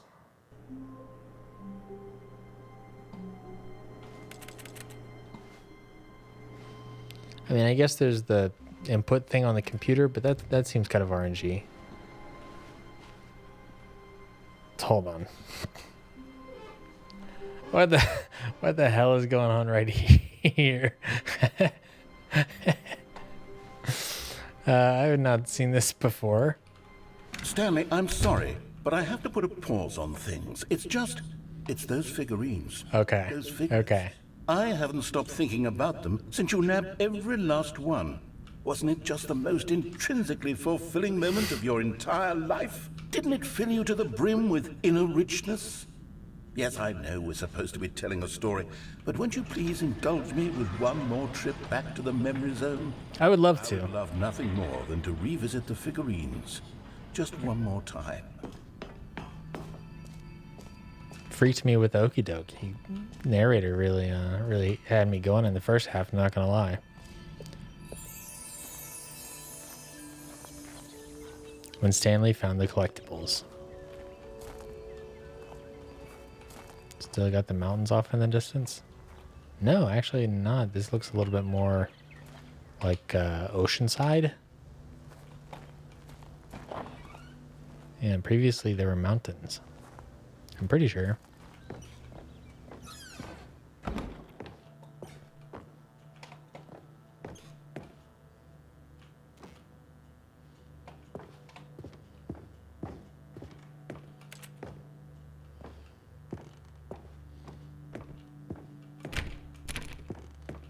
Donk.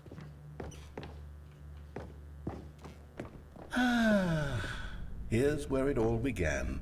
The first collectible. Back then, we had no idea of how many of them we'd find. Sure, it said 6 right there on the screen, but how could we know for certain? We were so innocent.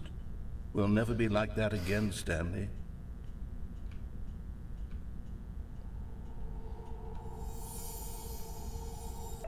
Yoink.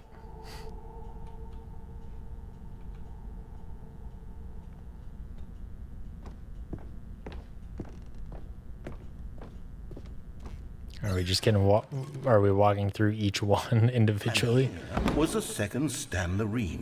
You found this one all on your own, just by poking around in the boss's bathroom. You did that, Stanley. I'll be honest. I did. Back then, I had no faith in you to find any of them, let alone 6. But you continue to surprise me in all sorts of mundane, unremarkable ways. Thank you. Okay, let's do a little quiz. Which of these rooms was the room you found your third mini Stan? Can you remember? No, I can't remember. It almost certainly would have been Boss's office. Almost certainly. Because I found the first one in the bathroom, I would have then gone to the office and found it right around the corner there.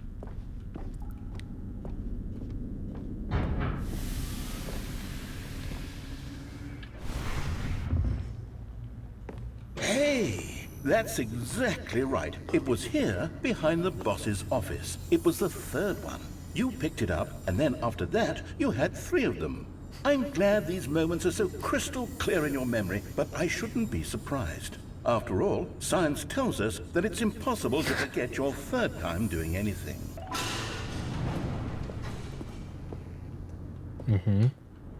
Let's see, what came next?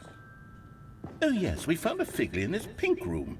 Oh well, I can't actually say I remember being in this room, but it's here in the memory zone, so it must have happened. Sure.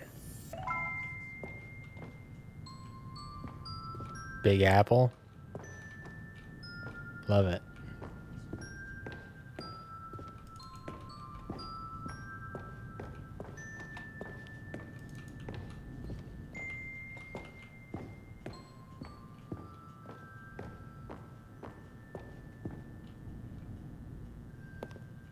This was the 5th mini Stan, and this one was really something special. It was under the stairs. I remember it so. Yeah, we did that one today. In fact, because this one is particularly special to me, I made a little video to commemorate the occasion.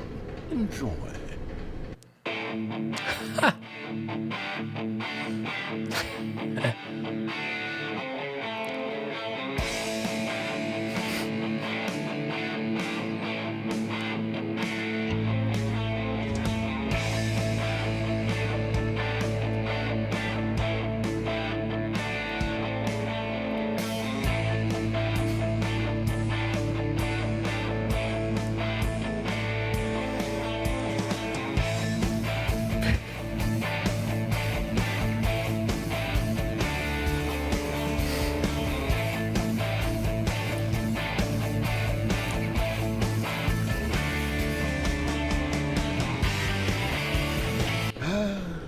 Back, doesn't it? I spent a lot of time making that video, but it was 8 minutes I wouldn't have spent on anything else.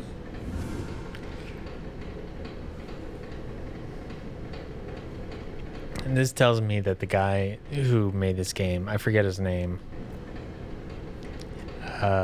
he definitely made video projects in high school. 100%.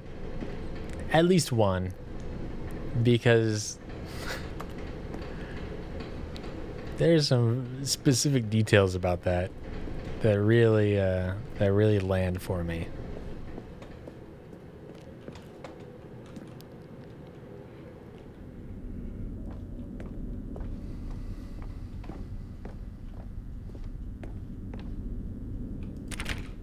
And then, Stanley, then we came to the last collectible, the final figurine, right here by the red and blue doors. This memory is the most distinct and clear in my mind, perhaps because it was the one that happened more recently than all the others. Who can truly say how the mind works? All I know is that this is the moment where you picked up a Figley and I thought to myself, yes, that's all of them. They're all collected. It was a moment unlike any other. Except for the other moments picking up figurines, which it was exactly like.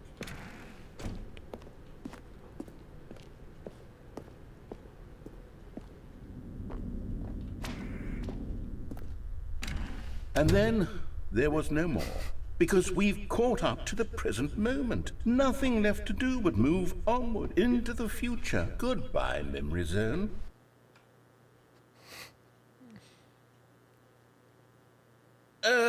No, I'm not done. I'm not ready to move on. Stop the loading screen. Isn't there some way we can stay here, keep enjoying these figurines? Let's just go backwards. We'll do the Memory Zone again from the opposite direction. See how that feels.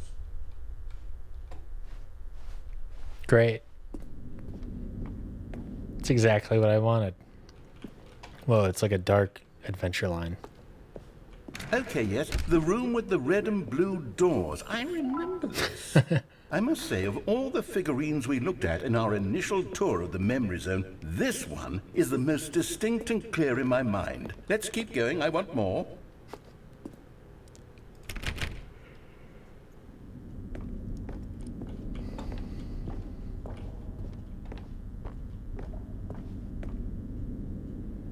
And here's where I made that video. Don't you remember the video we watched? Mm-hmm.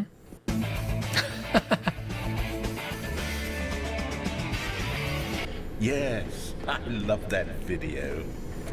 It's a good video. I've definitely seen worse videos. Still don't remember the pink room, Stan. Still no memory of this one. Good room, though. A solid room.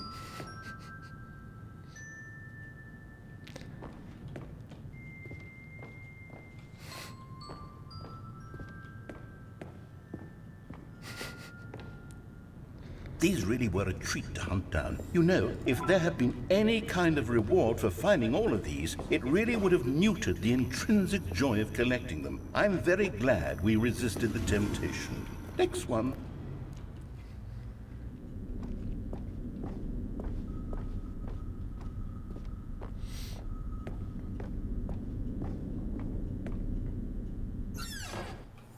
This was our second Figley. Don't you remember? Yes, I remember it too.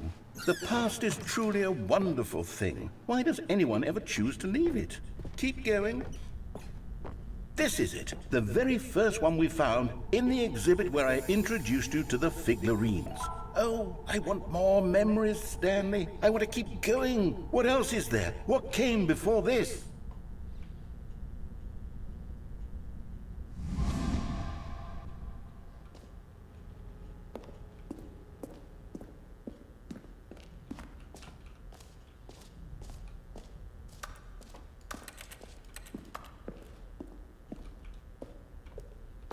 Jump circle. Look, it's the terrible new content that we were originally sold on. I remember hating it back then. But time does put a rosy filter on everything. In fact, I dare say I'm actually quite fond of it now. Look how much fun the past is. I want more. More memories. Rest in peace to my jumps.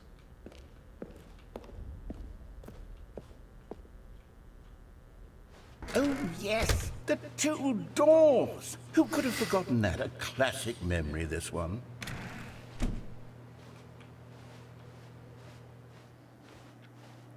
And before everything else, there was your office. Is there anything else? Was there something that came before your office? There's something I feel I can remember. I can remember. Yes, I'm remembering something now. I remember before this whole story got started. Back then I was different. I used to make big decisions. I was passionate. I was skeptical. I weighed each decision with profound thoughtfulness. And then somewhere along the way, I stopped making decisions. I became lazy. And I came up with a character named Stanley to do my thinking for me. He would make the decisions. He would decide which way to go. I would cheer him on as he collected figurines for no reason. Why did I invent Stanley? Was I lonely? Yes, perhaps that's it. Perhaps I needed to imagine I had companionship. And Stanley really did make for a wonderful companion, even if he was a fiction. But I suppose it's grown old. I want to think for myself again. I want to go back to how it used to be. Yes, I can be on my own again. I can do it. I'll be stronger this time. I'll take care of myself. I don't need Stanley anymore. Oh, but he truly was so much fun to play with. You know what? Since we're in the memory zone, how about one more good memory? Let's go back just once and give Stanley one more run of the office, and then I'll retire him for good. Sure. I enjoy telling his story so very much. Okay, here we go. This is the story of a man named Stanley.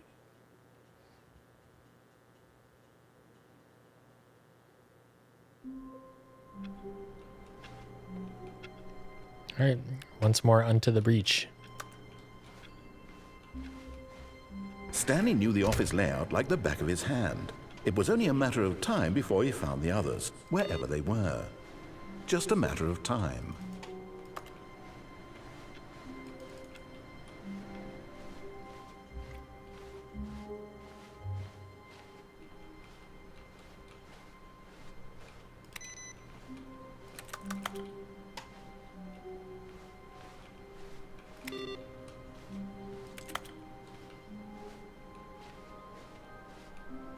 One man, one bucket, one chance to seize their destiny together.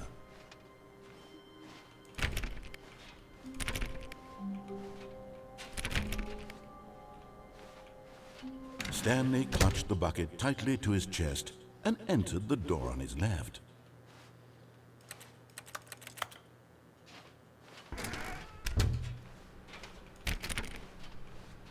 Sure.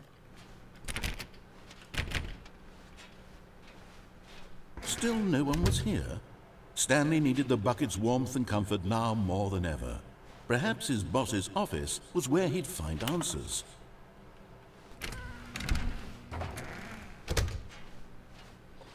Coming to a staircase, Stanley and the bucket walked upstairs to the boss's office.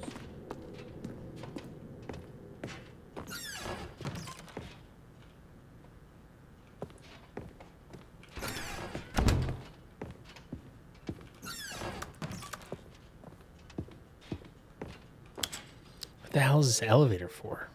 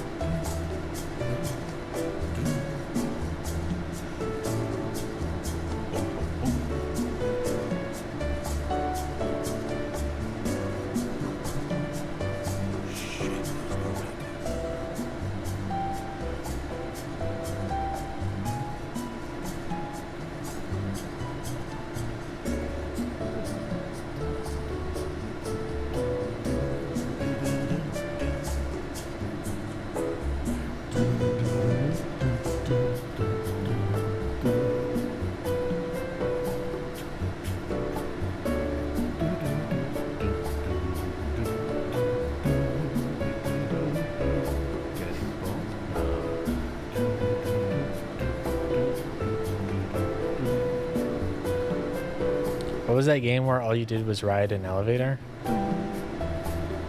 From a month ago? Was this was this game?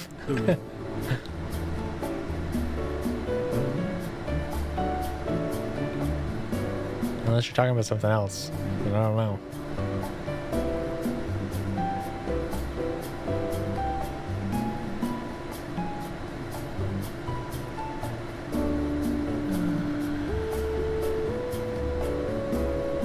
I'm staying on this elevator for a couple minutes because the music keeps going. And it keeps changing.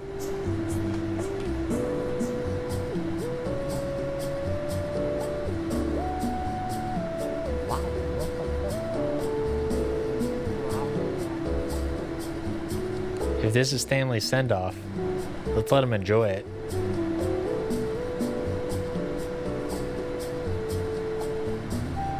No, it's an old one. Might have been a Gmod thing.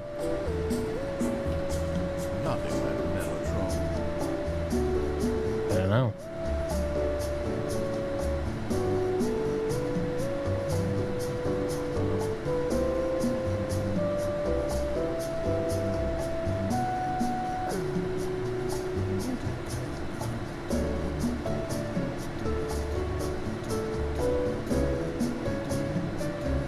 That might be a loop right there.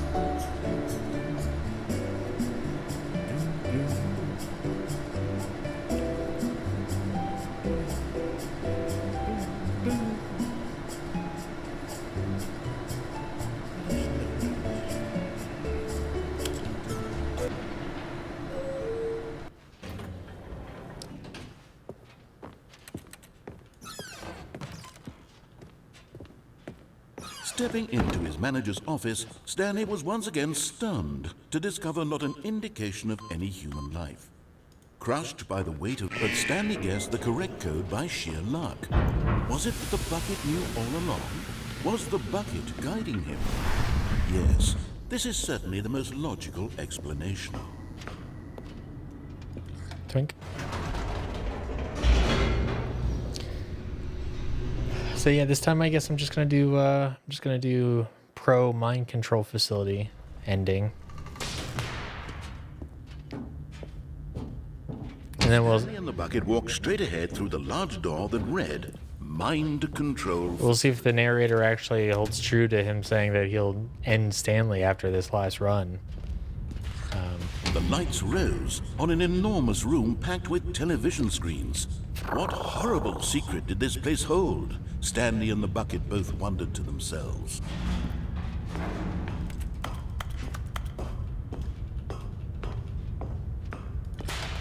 The monitors jumped to life, and Stanley nearly dropped the bucket in shock.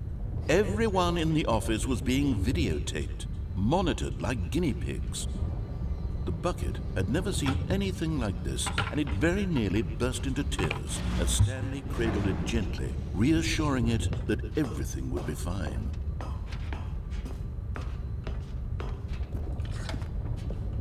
Was the bucket under the mind control facility's influence as well? Had the bucket been told to do things it didn't wish to do? What kinds of things does a bucket want to do or not want to do in the first place? These questions raced furiously in Stanley's feeble mind. No! He screamed into the bucket. He couldn't accept it. His own life in someone else's control, never! He squeezed the bucket tighter. His one friend in the entire world. At this point, he could trust no one except for the bucket. Preach. But here was the proof. The heart of the operation. Controls labeled with emotions, happy or sad or content. Walking, eating, working, all of it monitored and commanded from this very place. And as the cold reality of his past began to sink in, Stanley decided that this machinery would never again exert its terrible power over another human life. For he and the bucket would dismantle the controls for good. Two best friends, Stanley and the bucket, up against the world. They high-fived in a really cool way, and the bucket made a sassy comment about taking down the system.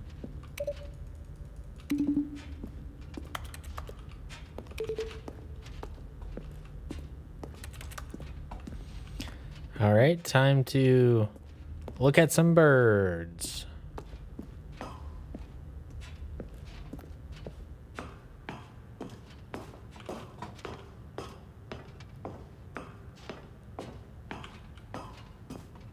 When at last they came to the source of the room's power, Stanley and the bucket knew it was their obligation to put an end to this horrible place and to everything it stood for.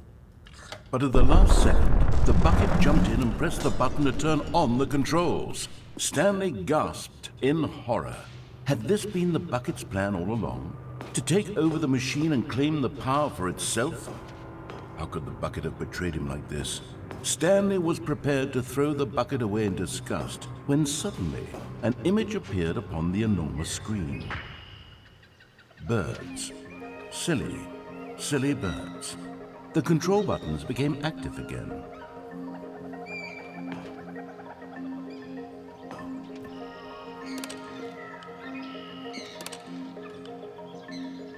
Stanley flipped through one video of silly birds after another, and then it dawned on him. This wasn't a mind control facility at all. It was a facility for monitoring and surveilling silly birds all over the world. The mind controls were only a facade to disguise its true intentions. Had the bucket known this all along? Stanley marveled at the metal genius in his hands, the one who had pointed him towards this incredible discovery. Stanley and the bucket never found freedom because they spent the rest of their lives here in this place, flipping through live streams of the silliest birds imaginable. Of all the possible paths his life could have taken, this one was surely the best. And Stanley was happy.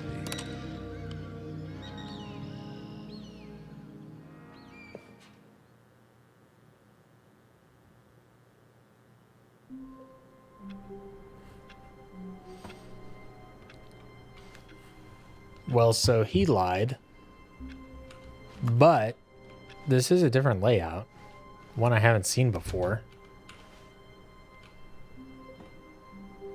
It's bucket time. It is bucket time. Hell yeah. Stanley clutched the bucket tightly to his chest and entered the door on his left. Yeah, so, okay, now I think that's it. This was not the correct way to the I think that's all I have left to I think that's all that there was to discover. Employee lounge was simply the place to be. So And it was. Had the bucket turned out to be correct? Was it? No, never mind. The bucket was wrong. I'll Stanley took the door on his left. off stream I'll check to see if there's any like endings I missed or anything, but Said the bucket. that seems like The meeting room. Go somewhere else. The cargo lift. Yeah. seems like that was Go to the what there cargo was. Good. Said the bucket. Now ride the lift all the way to the top. There's something up there I need you to do. Stanley did not question, but Stanley feared that any path Yoink. he walked might lead to the...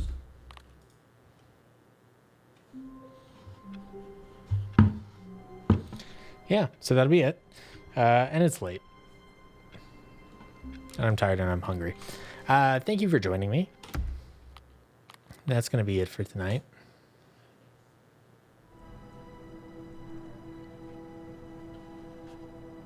I have my bucket. I hope you have your bucket. I hope you enjoyed these adventures of Bucket. Wow, look at this really lovely glare coming off here. It just like blooms. These reflections. Wow, I love that. It's so pretty. Only with the bucket. Wow. Look how deep that bucket goes. What an impressive, majestic bucket.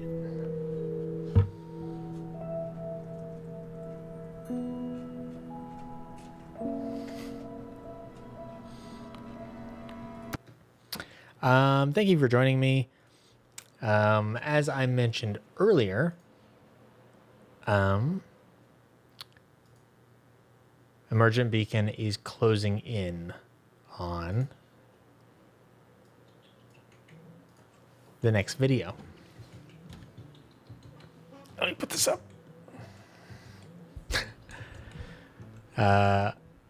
You know, I would love to do a video on buckets. I feel like Stanley Parable kind of cornered the market on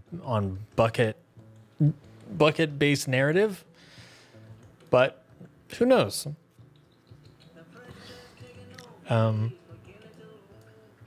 But yeah, I mentioned earlier that the next video should be done within a month. It should be done in the month of June.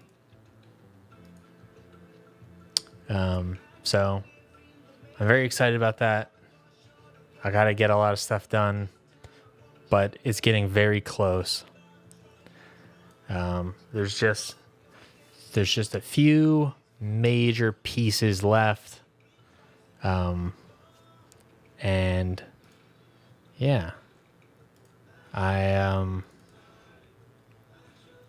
don't know that there's anything really that I can share beforehand, but you know,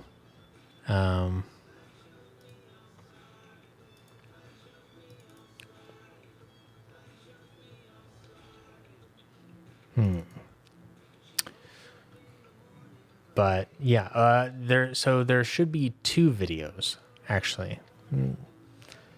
Two videos, sort of. Basically, the primary video is going to be an hour, 12 minutes or so. And there's like a 5-minute chunk of that video that's going to be uploaded first. So that piece is going to be a standalone video, and it's going to come out a week before the full video comes out, to get like people excited. And also just so it can kind of live on its own, because I think it's a really extraordinary little vignette, I guess. And that'll also end up going on the Modern Rogue channel, the little 5-minute video, and that'll only go out on the Modern Rogue channel when the full video goes out on Emergent Beacon. So that way I can tell people like, hey, go over to Emergent Beacon. You could immediately go and watch the full thing. But it's been such a long process. I'm so ready to never think about it ever again. The first two videos were 20 minutes, and that was like a really nice, comfortable size of video to tackle. And this one was an hour 12, and it's just like logistically really, really difficult to do. I mean, you're talking like pretty much feature length video. And to only do that 25% of your time and to do it all by yourself, it's a lot. And I've had to cut out like chapters and stuff. It was going to be longer. But I think there's a lot of good, valuable stuff there. A lot of interesting stuff. Hopefully people enjoy it. Or at least hopefully it makes people think about stuff. That's really the goal. And then yeah, gotta get moving on the next one. No chance to really linger. I will quickly note that all of this and more has been documented on the Emergent Beacon Discord for patrons. So I've mentioned whenever I'm shooting stuff and what I'm shooting, and shown behind the scenes clips of me on set and shared details of the edits and stuff like that. Patreon.com/emergentbeacon. But the Discord itself is free at discord.emergentbeacon.com. And yeah, drop by and say hi. We talk about science stuff. And yeah, and then there's also like some production logs, which is like a vlog series that that I record when I go on set to record stuff. I've only done a few of them, but I've got a whole bunch of them that are like just waiting to be edited that I haven't had time to do because I've been trying to get the main video out. Also, I'll end up publishing the original music to the Patreon once the video's out. All sorts of stuff. On the Modern Rogue side of things, I've got a video with Joe Diamond coming out at the end of the week, I think. And it's cool. We've got like a couple of videos that haven't been published, I think. We are... God, what is my hair doing? We are doing a Patreon refresh with Modern Rogue. And so we're getting rid of some rewards. We're adding some new rewards. We're mixing some stuff around a little bit. It's going to have like a totally different sort of like emphasis for the Patreon as far as like what the tiers actually do. And I don't know. We'll see how well it works out. Pardon me. And we're gonna record. And so I've already got some assets done for that. I can tease that a little bit. Yeah, we're gonna record a video about that, and that should happen this month, hopefully. We've had some delays from people catching COVID and some COVID scares. So, never give up. Never give up. So, like, this is one of the banner images.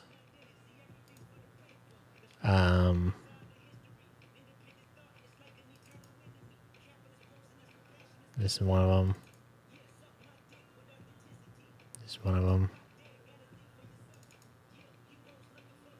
And I illustrated all these myself.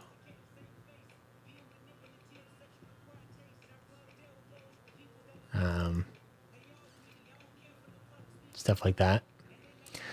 And yeah, so our video is going to be a little scripted thing that I wrote, and hopefully it's kind of funny, and hopefully it gets the point across. And I want us to have more emphasis on the Patreon because like we don't mention it very often. It'd be nice if people backed our Patreon more.